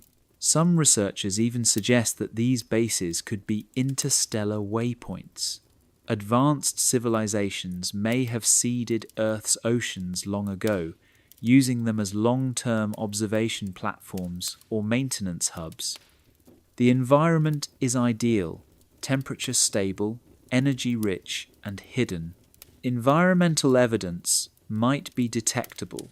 Marine biologists and oceanographers sometimes note unusual mineral levels, inexplicable electromagnetic readings, or sudden shifts in animal behavior near deep-sea fault lines. Are these coincidences or side effects of operations conducted far below the waves? The implications are staggering. If true, Earth is not only home to humanity, but also to a civilization that may predate us by millions of years, hidden, silent, and watching. In the next chapter, we will explore the engineering required to make such underwater civilizations possible, and the revolutionary materials and energy systems that might support their existence beneath the sea. Chapter 10. The Technology of Transmedium Craft. Engineering the Impossible. Picture the moment when a conventional aircraft strikes the ocean's surface at 300 miles per hour. At that velocity, water behaves like solid concrete. The impact forces would rip apart even the strongest military jet in less than a heartbeat. Wings shear off, fuel systems rupture. Any structure designed for atmospheric flight collapses instantly under pressures that no earthly engineering can withstand. And yet, witnesses describe objects transitioning between air and water as though moving from one room to another. They display no deceleration at the interface, no evidence of structural damage, and no acknowledgement of the barrier that should utterly destroy them. These craft appear to defy not just human technology, but the very physics we understand. This mystery stands at the center of underwater UFO research, not only identifying what these objects are, but how they accomplish feats that our current science deems impossible. The fundamental challenge lies in the nature of the two mediums themselves. Air and water are profoundly different environments. Atmospheric flight depends on lift generated through pressure differences across wing surfaces, on control surfaces that redirect airflow, and on propulsion systems optimized for low-density gases. By contrast, underwater movement requires entirely different principles. Submarines rely on ballast tanks to control buoyancy, diving planes to adjust ascent and descent, and propulsion systems engineered to push against water, a substance roughly 800 times denser than air. The engineering for one medium does not simply adapt to the other. No known human technology can optimize for both simultaneously. Yet transmedium craft appear to ignore these differences altogether. Witnesses consistently report identical flight characteristics in air and water, the same smooth movement, the same precision maneuvers, the same apparent ease of operation, regardless of environment. How could such technology exist? Several theoretical approaches attempt to explain these capabilities, but all involve technologies far beyond current human understanding. One widely discussed possibility involves field manipulation. Instead of physically forcing their way through air or water, the craft might alter the properties of the medium itself. Imagine a localized field that reduces water density to that of air, or conversely, increases air density to that of water. Such a field would erase the dramatic differences between mediums that normally make transmedium travel impossible. The craft would encounter uniform pressure and resistance, whether flying or submerging. Another hypothesis suggests that the craft could temporarily alter the molecular bonding of the medium it moves through. If water molecules were manipulated to reduce their cohesion and resistance, the craft might glide through liquid as easily as gas. This would require an extraordinarily precise field, affecting only the water in direct contact with the craft, leaving the surrounding environment undisturbed. More exotic still are theories of space-time manipulation. In this view, the object does not truly move through air or water, but instead travels within a localized distortion of reality. Inside such a bubble, normal physical laws might operate differently. The craft could, in effect, bypass the mediums entirely, making the distinction between air and water irrelevant. The energy requirements for such technology would be staggering by present standards. Altering the properties of matter, even in a localized region, demands power sources far beyond anything humanity has yet developed. Yet witnesses describe transmedium craft operating for extended periods without visible exhaust, fuel, or power systems. One explanation is that advanced civilizations have mastered zero-point energy, extracting power directly from the quantum vacuum underlying all matter. Such technology would offer virtually limitless energy for manipulating fields or distorting space-time, making the seemingly impossible routine. The materials science of transmedium craft presents equally daunting challenges. A hull capable of seamless transitions must endure both the aerodynamic stresses of high-speed atmospheric flight and the crushing pressures of deep-sea operation. Conventional materials fail under such opposing conditions, but a hull composed of exotic matter with programmable properties might adapt automatically to environmental changes. Imagine smart materials whose molecular structure shifts in response to surrounding conditions, becoming more rigid in water and more flexible in air. This adaptability could explain why witnesses observe consistent performance characteristics without visible mechanical reconfiguration. Propulsion systems described by observers provide additional clues. Many reported objects move without visible exhaust, without engine noise, and without apparent reaction mass. This suggests propulsion methods that do not rely on Newton's third law of equal and opposite reactions. Instead of pushing against air or water, these craft may manipulate gravitational fields or inertial properties directly. Gravitational propulsion would work equally well in any medium because it acts upon space-time itself rather than pushing against matter. A craft capable of generating controlled gravitational fields would experience consistent acceleration, regardless of whether it operated in air, water, or vacuum. The surrounding medium would be irrelevant. Inertial manipulation offers another explanation. If a craft could selectively alter its own mass or inertia, it might accelerate without conventional thrust. Such technology would make seamless transitions between mediums not only possible, but trivial. The control systems for transmedium operation would also need to be extraordinary. Atmospheric flight and underwater navigation require entirely different approaches to stability and maneuverability. A true transmedium craft would need artificial intelligence sophisticated enough to adjust control strategies instantaneously as conditions changed. Advanced sensor systems would constantly monitor environmental data, detecting the transition between air and water and recalibrating propulsion and control in real time. Such adjustments would have to occur faster than human reaction time, implying computer-controlled systems operating at superhuman speeds. The absence of visible control surfaces on many reported craft supports theories of field-based maneuvering. Instead of wings, rudders, or diving planes, these objects may steer by altering the geometry of the fields that permit their movement. Directional changes would result from manipulating energy fields rather than deflecting airflow or water flow. Witnesses also describe near total silence, even when these craft move at high speed through dense mediums like water. Conventional propulsion produces loud acoustic signatures underwater, where sound travels efficiently.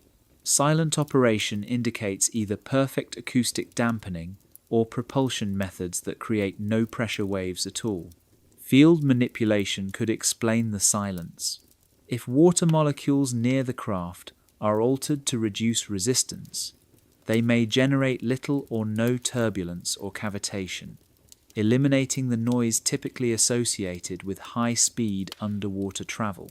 The implications of confirmed transmedium technology are staggering. The ability to move seamlessly between mediums would revolutionize transportation, exploration, and defense. Submarines that could fly, aircraft that could dive, vehicles capable of treating the entire planet as a single, interconnected environment without barriers. For military applications, the consequences would be profound. Craft operating undetected in any environment would render current detection systems obsolete. Defense strategies built for air, sea, or land separately would become irrelevant against vehicles that can traverse them all. But perhaps the greatest implication lies in what transmedium technology reveals about its creators. The engineering sophistication required surpasses anything in human experience, suggesting intelligence with a vastly longer timeline to develop advanced capabilities. If the underwater UFO phenomenon represents craft from such civilizations, whether terrestrial or extraterrestrial, humanity is witnessing mastery over physical laws that still confine our imagination. The seamless transition between air and water is not merely an engineering marvel, it is a demonstration of power and knowledge that could redefine our understanding of what is possible. In the next chapter, we will examine what military sonar systems have detected moving through our oceans at impossible speeds and depths, adding further evidence that something extraordinary is operating beneath the waves.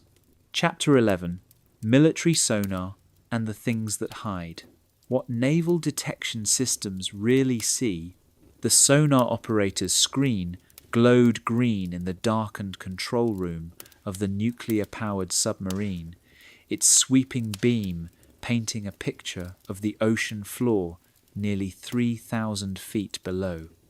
For Chief Petty Officer Marcus Chen, this was familiar territory. More than 22 years of submarine service had trained him to read the acoustic language of the deep. He could distinguish whales from schools of fish, detect thermal layers, and even recognize the distant pulse of merchant ships sailing far above. But what appeared on his screen that night defied every category he had ever learned. The contact was massive, roughly the size of a naval destroyer, and it was moving along the ocean floor at a speed that should have been impossible. At such a depth, even advanced submarines struggle to move due to the crushing pressure and the immense energy needed to push through dense water. Yet this object accelerated from 20 knots to 40, then to 60, without showing any signs of slowing down. Startled, Chen summoned his supervisor. Together, they ran diagnostics on the sonar system. Every system check returned normal. The impossible contact was not a malfunction. It was real, verified by multiple sensors, and it was moving in a way that defied everything they understood about underwater physics. This was not an isolated event. From the height of the Cold War through the early decades of the 21st century, military sonar operators have reported encounters with fast, deep-moving objects that evade classification. These anomalies have been buried in classified archives, but fragments of testimony and leaked documents suggest oceans filled with capabilities far beyond human invention. Modern naval detection systems represent some of the most advanced technology in existence. Passive sonar arrays can listen across hundreds of miles, identifying vessels by the distinct hum of their engines. Active sonar can reach the deepest trenches, illuminating any movement within the water column. Yet, time and again, these systems detect contacts that challenge all known science. Objects too large to be marine life, too fast to be any known submarine, and too agile to obey the laws of hydrodynamics. The contacts appear, move with intention, then vanish, often leaving behind only confusion and silence. Former sonar technician William Rodriguez served aboard attack submarines throughout the 1980s and 1990s. With clearance levels high enough to access top-tier acoustic intelligence, he recalls encounters with what were unofficially dubbed fast movers. These were objects that seemed to ignore physics entirely, capable of going from stillness to over 100 knots in mere seconds, diving from surface to trench depth vertically, and turning at angles that would pulverize any known craft. These fast movers emitted no propulsion signatures. There was no diesel or nuclear hum, no cavitation trail. Often, the only trace they left was the disturbance in the water itself, displacement without resistance, motion without force. Based on acoustic returns, some of these objects were estimated to be as large as aircraft carriers. Such mass moving at such speed should have caused massive turbulence or self-destruction due to pressure. But these contacts moved effortlessly, as though the laws of water resistance did not apply. Their locations also followed patterns. Fast movers were repeatedly detected near deep oceanic trenches and mid-ocean ridges, places humans rarely explore. Intelligence analysts began to suspect these areas might hide fixed installations or bases, perhaps the true source of the object's origin. Even more unsettling, their appearances often coincided with military tension. During major naval exercises, fast mover activity increased. Some sonar logs suggest these objects were not simply moving through the water, but were observing, perhaps even shadowing, naval fleets as they maneuvered. One incident remains especially troubling among classified naval archives. During a nuclear deterrent patrol in the North Atlantic, a ballistic missile submarine was silently cruising at depth when several fast movers appeared and formed a ring around it. They maintained perfect distance and orientation for over 6 hours, like sentinels. Then, all at once, they vanished, accelerating to speeds beyond sonar tracking capacity. The psychological toll on submarine crews is rarely discussed. These are personnel trained in engineering, tactics, and detection, experts in underwater threats. Yet, they are expected to ignore evidence of technology vastly beyond their comprehension. Many struggle in silence, unable to reconcile their observations with the official silence. The protocols for reporting such contacts are intentionally ambiguous. Anomalies are logged as unidentified and escalated to intelligence units with higher clearance levels. Operational personnel are not to speculate and certainly not to discuss. Over time, sonar crews developed informal language. Fast mover became a code for the unexplainable, an underwater UFO spoken of only in whispers. If confirmed, the capabilities of these objects would upend every facet of underwater warfare. At speeds exceeding 100 knots, no existing torpedo could catch them. Their maneuverability would render depth charges and homing weapons obsolete. Even more frightening is their stealth. Fast movers can appear and disappear from sonar without warning. Some seem to generate electromagnetic interference, disabling tracking equipment or distorting compass readings. Submarines have reported anomalies during encounters, failing navigation systems, erratic depth gauges, and magnetic field shifts that make standard instruments useless. Their deep diving capability is perhaps the greatest mystery. Human submarines are limited by hull strength, descend too far, and the pressure will crush them like tin cans. The Mariana Trench, for example, plunges over 35,000 feet. At that depth, pressure exceeds 1,000 times atmospheric pressure. Yet these fast movers descend into such depths and re-emerge without incident. The energy demands for such travel, especially at high speeds, should be astronomical, and yet the fast movers show no signs of needing refueling. Some theories suggest they draw power from the environment. Increased activity near volcanic vents and tectonic hot zones indicates they may tap into geothermal or magnetic sources beyond current human understanding. Even more complex is their ability to operate in formation. Underwater coordination at high velocity requires communication systems and artificial intelligence far beyond human capabilities. Observers have watched fast movers flying, swimming in synchronized patterns, shifting as a single unit with precision and awareness. If these are drones, they are of unimaginable sophistication. If they are piloted, then their occupants, whoever or whatever they are not subject to human limitations. And yet, despite all this, official recognition remains non-existent. The data is classified, the reports are denied, the encounters are dismissed, but they persist. In the next chapter, we will explore what happens when these impossible underwater objects are not just seen, but found, and how efforts to retrieve them often end in mystery, misdirection, and silence. Chapter 12. The Retrieval Operations.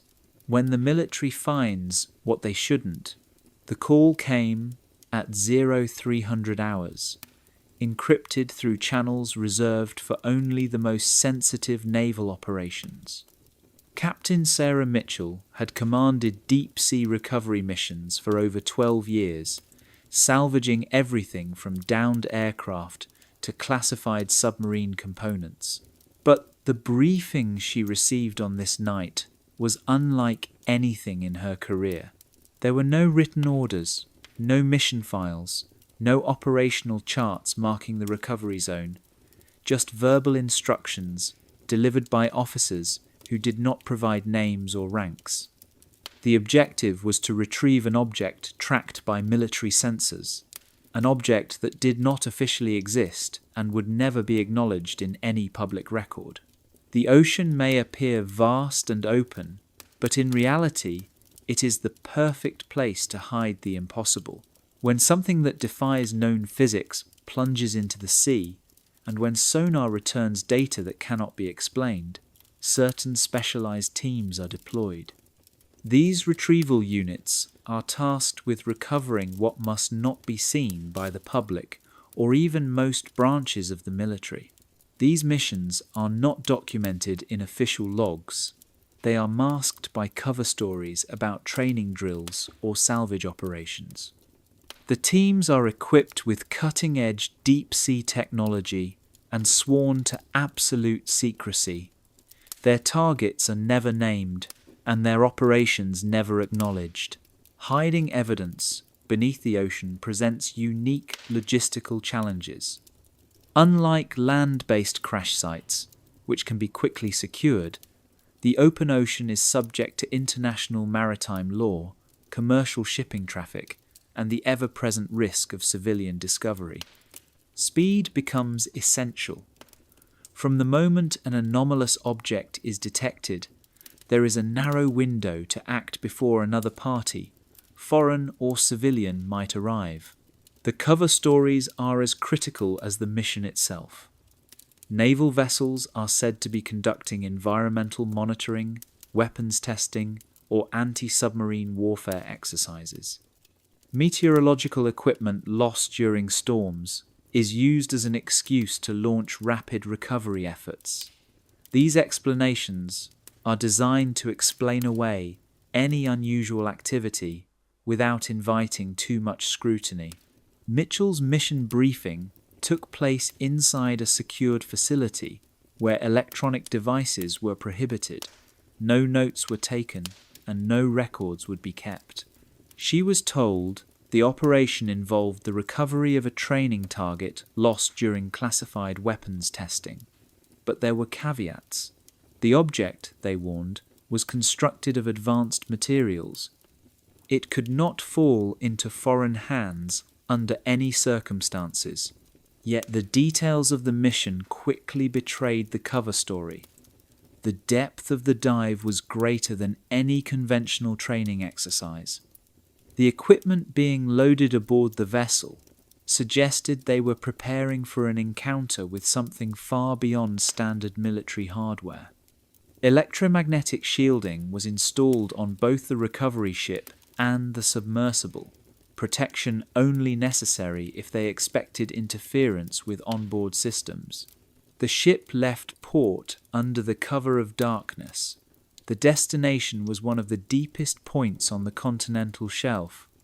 No civilian ships were nearby, but Mitchell noted unusual air traffic above, military aircraft flying in patterns designed to keep curious eyes away.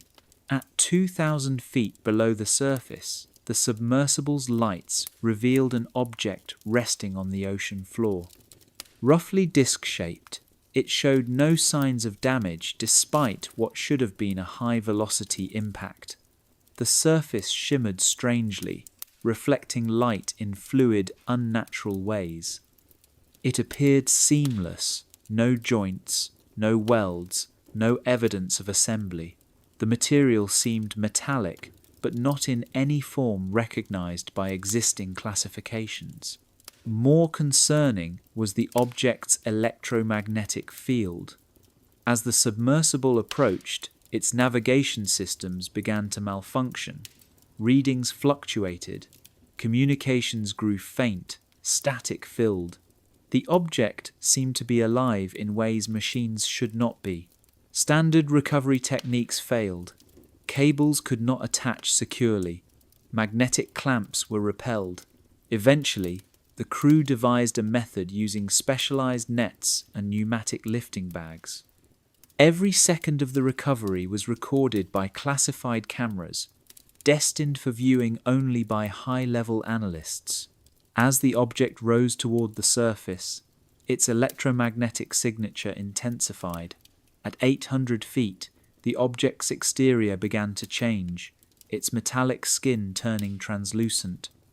Inside were geometric structures, pulsing faintly, giving the impression of a living machine. Then, just as quickly, the transformation reversed. At the surface, the object was transferred into a containment vessel unlike anything Mitchell had seen. It featured internal atmospheric controls, shielding, and autonomous monitoring systems. Once secured, the container was moved into the ship's hold, which had been converted into a temporary laboratory. Soon, a team of scientists arrived. They wore no insignias, no name tags.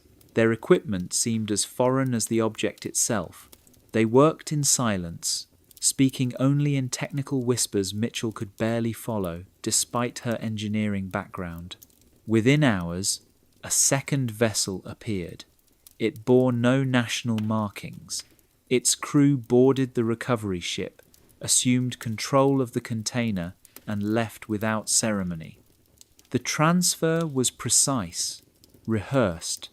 Clearly, this was not their first operation of this kind. Back on land, Mitchell and her crew were debriefed by intelligence personnel. They were interrogated individually, each asked the same questions in different ways. The message was clear: speak of this to no one, not even each other. The official report described the mission as a successful recovery of experimental equipment. No mention of the object's strange characteristics. no acknowledgement of the electromagnetic disturbances. The truth was buried, as it had been many times before. Because this was not an isolated event, over the past several decades, dozens of similar retrieval missions have occurred. Specialized vessels, submersibles, and containment systems have been quietly developed for the express purpose of handling objects that defy understanding. Personnel involved in these missions often report physical anomalies, visual illusions, and psychological effects. Some operatives require extended recovery or are transferred out of active duty altogether.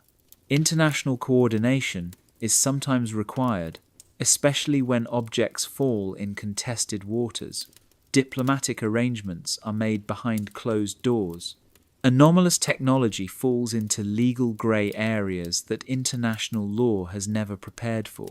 The fate of these recovered objects remains one of the most closely guarded secrets on Earth. Research facilities that do not appear on any map house these materials. Scientists work in secrecy, often unable to publish findings that might disrupt the accepted understanding of physics. Some believe reverse engineering of these materials has already influenced advanced military projects, from stealth systems to exotic propulsion.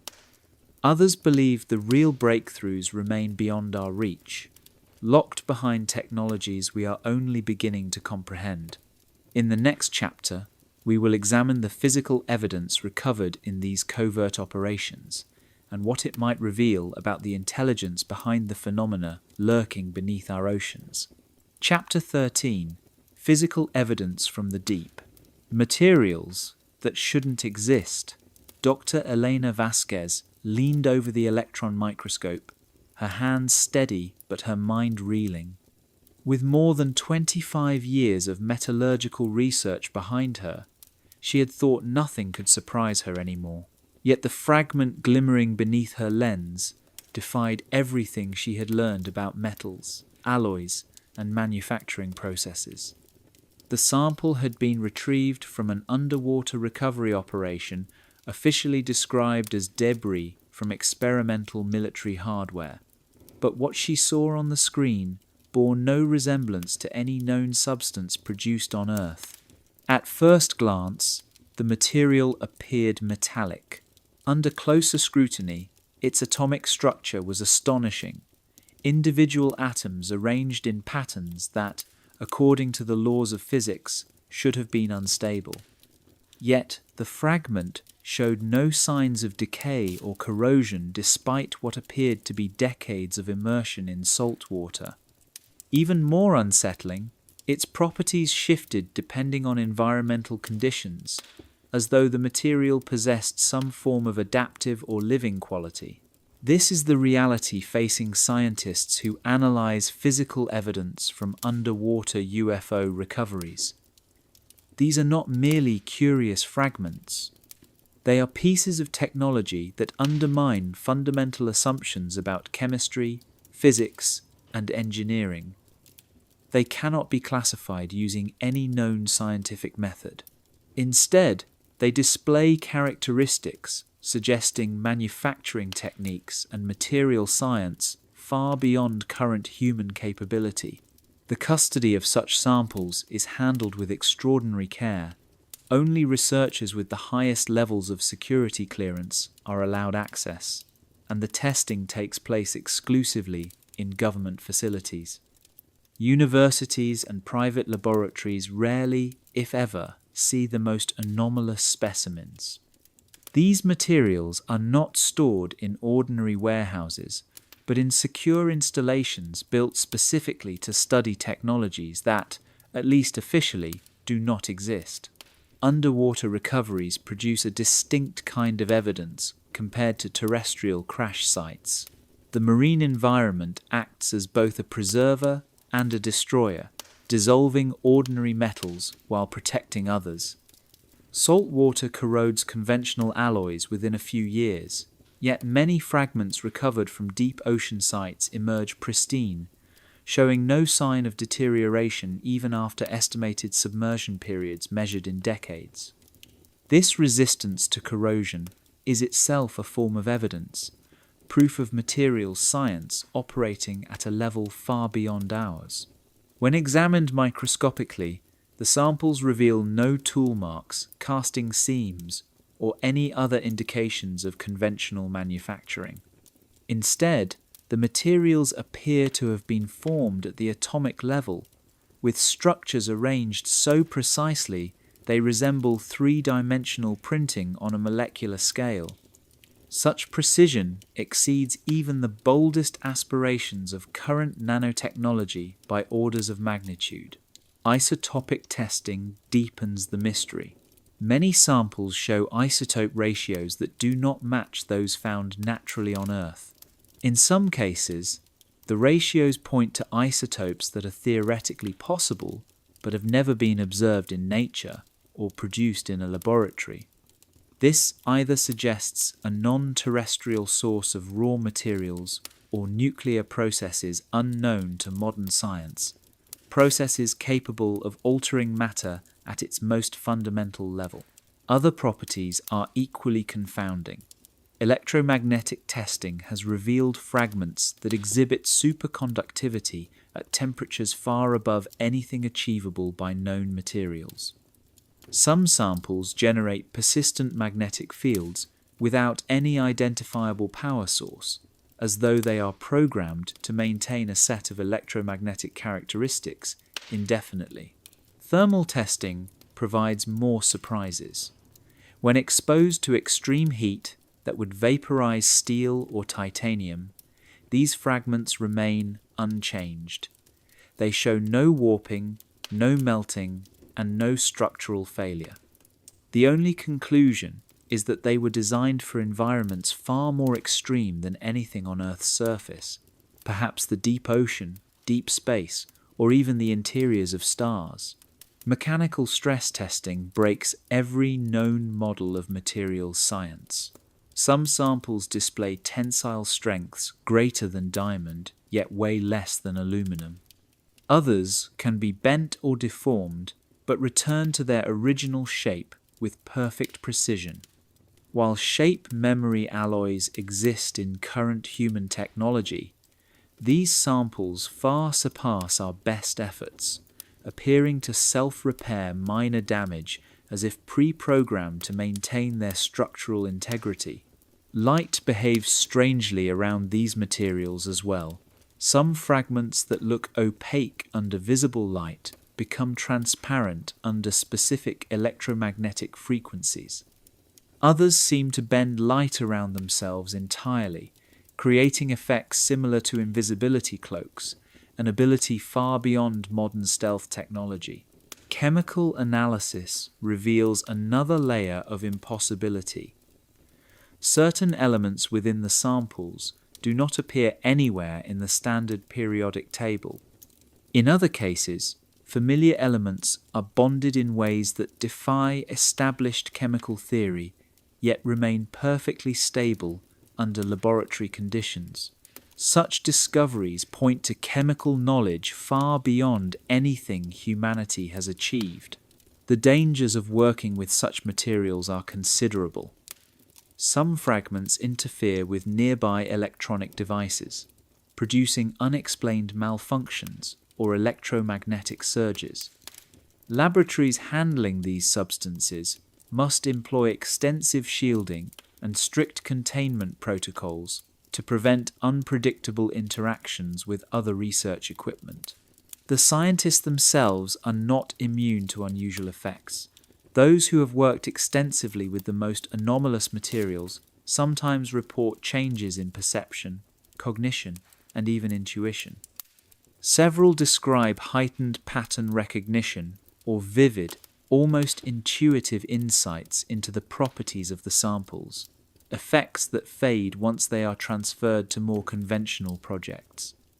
Others report altered sleep cycles or unusual dreams.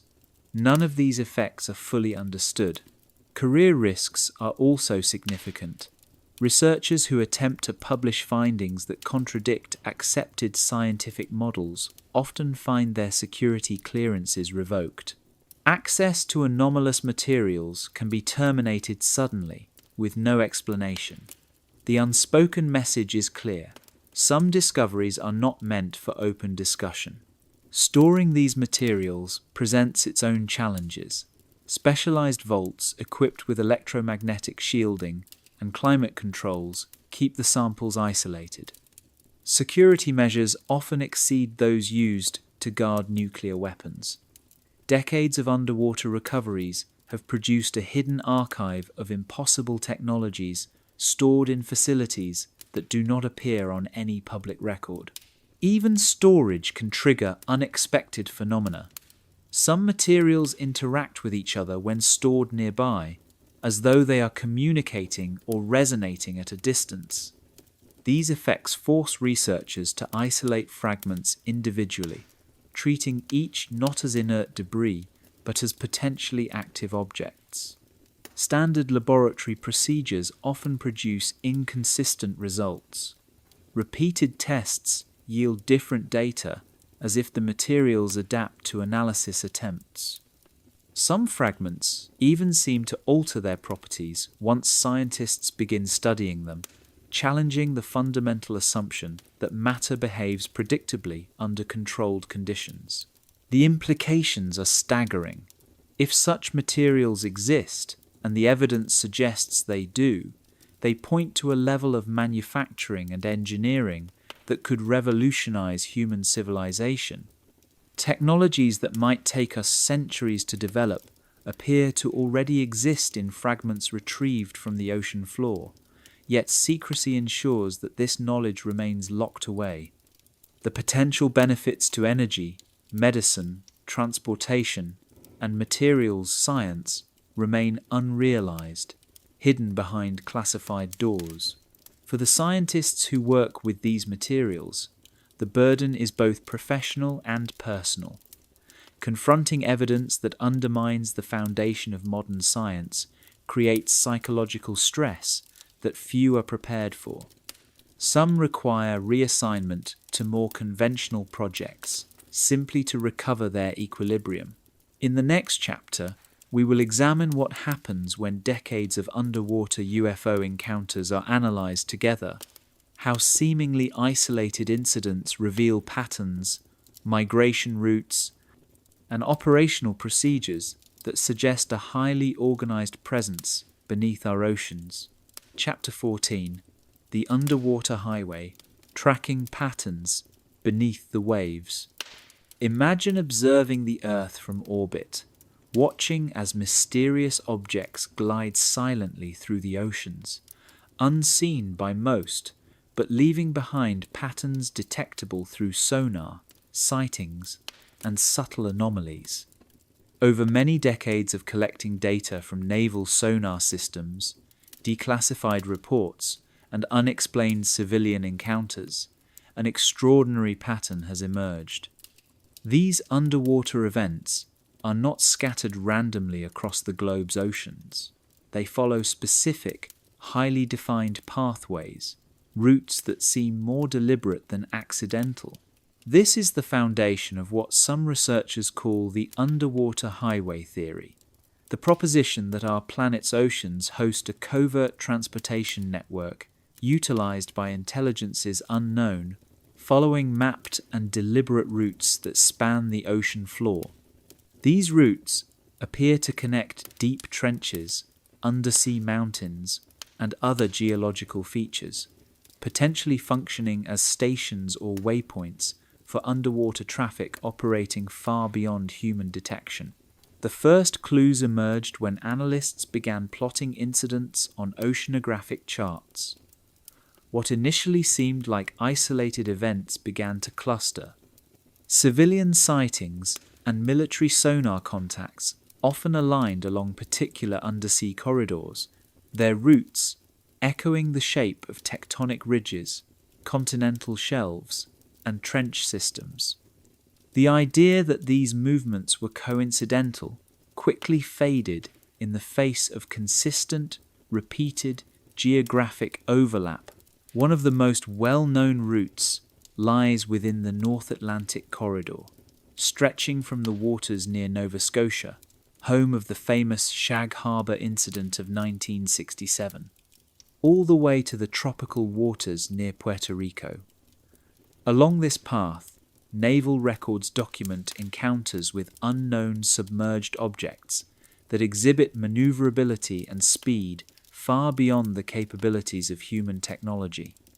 The route mirrors the edge of the continental shelf, hugging deep waters while staying near populated regions, yet avoiding the busiest commercial shipping lanes. Numerous events bolster the idea of regular usage. The object tracked moving underwater from Shag Harbour to Government Point, the enigmatic helicopter encounter in Puerto Rico, and multiple classified sonar contacts from submerged submarines all occur within a tight geographical band. These sightings align with natural underwater features such as trenches and mountain chains that provide both cover and structure for potential navigation. Even more compelling is the Pacific Corridor, which appears significantly more active. It connects vast trenches from the Aleutian Islands down to the coasts of California, intersecting with naval bases and training ranges that have long been hotspots for unexplained underwater activity. Here, military personnel report more frequent encounters, particularly during seasonal windows of increased underwater movement. These patterns are not random. The timing of incidents suggests routine schedules. Naval intelligence has tracked peak activity periods that repeat annually, as though operations are following a clockwork-like system. Such precise timing suggests the existence of an organized infrastructure, one capable of communicating and coordinating on a global scale. Further analysis shows that these underwater corridors link the deepest portions of the ocean basins. Regions like the Mariana Trench in the Pacific or the Puerto Rico Trench in the Atlantic serve as potential hub points, terminal ends, or major junctions where various routes intersect. These locations are largely unreachable by current human technology, and they lie beyond the depths most submarines can safely travel. Interestingly, these corridors also correlate with regions of high geological activity, underwater volcanoes, tectonic rifts, and magnetic anomalies. Some scientists theorize that this may not be a coincidence. The corridors could be deliberately routed to take advantage of natural power sources or navigational beacons generated by planetary forces. Magnetic field variations, in particular, appear to play a role. In several locations, strange compass behaviors and electromagnetic anomalies coincide with sonar contacts. The corridors defy the rules that govern human underwater navigation. While submarines must account for ocean currents and thermoclines, the objects observed traveling along these routes appear to move freely, unaffected by natural obstacles. The corridors often run counter to prevailing currents, suggesting the use of advanced propulsion systems. They also remain deep, far beneath the layers where temperature and pressure begin to destabilize ordinary vessels. Commercial ships typically avoid these regions due to their remoteness and depth. However, when vessels do venture near these routes, they sometimes report inexplicable issues. Sonar returns that show nothing visible, electromagnetic disruptions that vanish without a trace, or fishing nets torn by smooth, impenetrable objects. Local fishermen often speak of these experiences in folklore terms, sea spirits, or underwater creatures, failing to realize they may be describing encounters with unknown technology. Seasonal shifts in activity offer another clue. Peaks in corridor usage tend to coincide with periods of minimal human maritime presence, often during major holidays or weather cycles when fewer ships traverse the oceans. This timing reinforces the notion of planning and discretion by an intelligence that actively avoids detection. International waters cloak much of this activity in legal ambiguity. No one nation can claim authority over the deep ocean, allowing corridor activity to remain largely unmonitored and unregulated. Even if a government wished to investigate, jurisdictional barriers and technological limitations make thorough monitoring almost impossible. The implications of these findings are profound. Navigation at such extreme depths, across such vast distances, would require positioning systems far beyond the reach of GPS or traditional methods. Communication between multiple objects across oceans would demand infrastructure invisible to current detection. Energy requirements for sustained deep-sea travel on this scale far exceed what any known submarine or underwater drone could manage. If these corridors are, in fact, underwater highways, they imply a level of technological sophistication and global coordination far beyond what humanity has yet achieved. The corridors may connect underwater bases, scientific installations, or entire civilizations concealed beneath miles of ocean, and they may have been in operation for decades or longer. As we approach our final chapter, the question becomes more urgent. If these corridors are real, and the patterns we've observed represent a true and active transportation network, what lies at the destinations? What kind of intelligence is navigating our oceans in silence? And how much longer will the truth remain submerged? Chapter 15. What lies in the abyss? The future of underwater UFO research. The Deep Ocean Research Vessel drifted steadily downward, slicing through layers of ever-thickening darkness as it approached the seafloor nearly 6 miles below. Its advanced sonar arrays pulsed through the blackness, returning images that few human beings had ever seen. Dr. James Harrison, a veteran oceanographer who had spent over 3 decades exploring the most inaccessible regions of the planet, leaned over the displays with unwavering focus. For him, the year 2023 marked a turning point unlike any other in his long career. The data scrolling across his screens was unprecedented. Perfectly geometric shapes emerging from the sonar echoes, far too symmetrical to be natural formations. Acoustic returns, indicating vast hollow spaces where there should have been only unbroken rock. And perhaps most astonishing of all, electromagnetic signatures hinting at active systems operating in an environment where no known technology could function.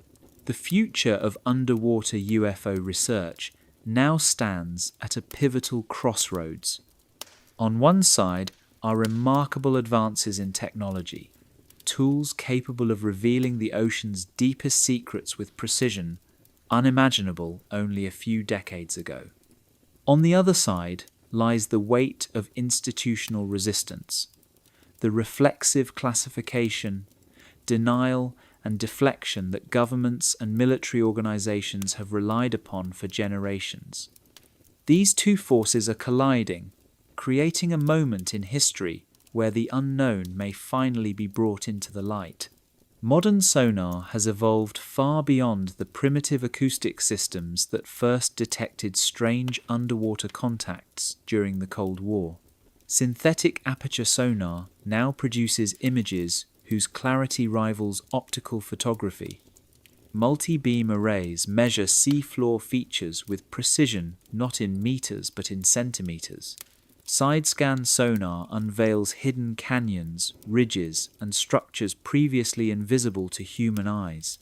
Such progress, though, carries unintended consequences. These systems, initially designed for tracking submarines or mapping undersea terrain, now reveal objects and activities that defy conventional categories. Unusual contacts that might once have been dismissed as equipment glitches or human misinterpretation can no longer be explained away so easily. Autonomous underwater vehicles, powered by artificial intelligence, roam the ocean trenches without human guidance, gathering data from areas where no diver or manned submersible has ever ventured. Their sensors run continuously, building vast, high-resolution maps of the abyss while capturing anomalies beyond human observation. The growing archive of this data contains patterns and evidence that challenge long-held assumptions about the deep ocean's lifelessness and isolation. Commercial deep-sea mining ventures now join this wave of exploration, venturing into untouched regions of the seabed. Their massive machines sometimes stumble upon objects or structures that resist scientific explanation. Because these operations are driven by commercial interests, legal rights, environmental reviews, and resource claims, there is mounting pressure to document any discovery that might affect profit or regulation. Meanwhile, climate change research has spurred the deployment of enormous networks of seafloor sensors designed to monitor temperature, currents, and chemistry. Yet these instruments also record far stranger things. Unexplained acoustic signals, electromagnetic pulses, and movement patterns suggesting organized activity in what were thought to be barren depths. This democratization of deep-sea exploration is revolutionary. Civilian researchers and private organizations now wield tools that rival or even surpass those once reserved for the world's navies. In effect, governments are losing their monopoly over undersea information. Unusual findings, once easily hidden, are now slipping beyond official control. International scientific cooperation further complicates secrecy. Multinational expeditions make it nearly impossible to classify or suppress anomalous discoveries. Data sharing agreements ensure that information spreads quickly among researchers from many nations, outside the direct oversight of any single government. Even within military and scientific institutions, the culture is shifting. The Pentagon's recent admissions about unidentified aerial phenomena have set a precedent, making it harder to automatically dismiss comparable underwater reports. Younger naval officers and technicians, raised in an era where UFOs are openly discussed, are less willing to accept rote explanations that contradict their direct experiences. Artificial intelligence has transformed how data is analyzed. Machine learning algorithms can sift through decades of scattered reports, identifying correlations invisible to human analysts. Such systems expose patterns suggesting deliberate, organized activity rather than random occurrences. This reduces the influence of human bias, which for decades allowed major discoveries to be dismissed. Advances in materials science now allow for unprecedented analysis of physical evidence retrieved from the seafloor. Techniques unimaginable in earlier decades can detect exotic properties and compositions that older laboratories missed. Samples stored from historical cases, some forgotten in archives for half a century, may yet yield groundbreaking insights when re-examined. The economic stakes of confirming underwater UFO activity are immense. Maritime insurance, international law, and resource extraction rights would all be upended by proof of unknown technology operating in Earth's oceans. Financial incentives for disclosure and innovation could eventually outweigh traditional secrecy. Environmental protection efforts also add pressure. Modern environmental impact assessments require exhaustive documentation of deep-sea ecosystems. As more eyes study the abyss for conservation reasons, it becomes increasingly difficult to conceal anomalous findings. Even the surface cannot hide its secrets anymore. Satellite surveillance and civilian ship tracking networks reveal unusual naval deployments and specialized vessels.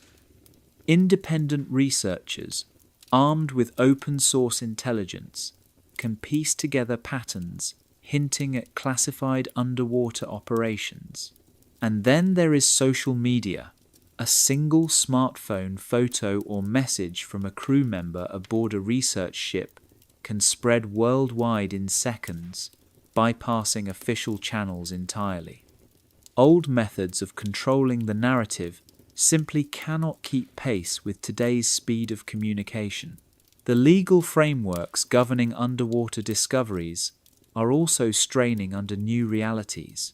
Who owns an artifact retrieved from international waters? What obligations exist to share discoveries that could rewrite human history? How should governments handle potential encounters with unknown intelligences? These questions demand new laws and protocols. Yet, perhaps most important is the shift in scientific integrity. Increasingly, researchers recognize that ignoring anomalous data threatens credibility more than acknowledging it. As technology continues to expose the deep ocean's mysteries, institutional resistance weakens under the weight of accumulating evidence. The questions at the heart of underwater UFO research remain as profound as ever. Are we truly alone on this planet, or have we, for millennia, been sharing it with other intelligences who make the abyss their home? Do the deepest trenches conceal civilizations older than humanity itself? Have we been living alongside neighbors whose technology renders our own achievements primitive by comparison? The answers may come from unexpected places, a mining rig that uncovers a structure too perfect to be natural, an environmental sensor network detecting organized activity in the midnight zones, or a civilian expedition capturing undeniable footage of something beyond known physics. The barriers to truth are eroding. After thousands of years of mystery, the ocean's deepest secrets may soon be forced into the open, not by government disclosure, but by the sheer power of observation, data, and persistence. The future of underwater UFO research does not rest solely on better machines or shifting policies. It depends on the courage to confront the possibility that Earth is far stranger and far more populated than we have dared to imagine. Somewhere in the crushing cold of the abyss, where no sunlight reaches and pressures could destroy any human vessel, something waits, something ancient. Something that has called this planet home far longer than we have. And perhaps, sooner than we think, humanity will come face to face with its oldest neighbours. Sweet dreams, and remember, the next time you look out over calm waters, consider what might be looking back from below.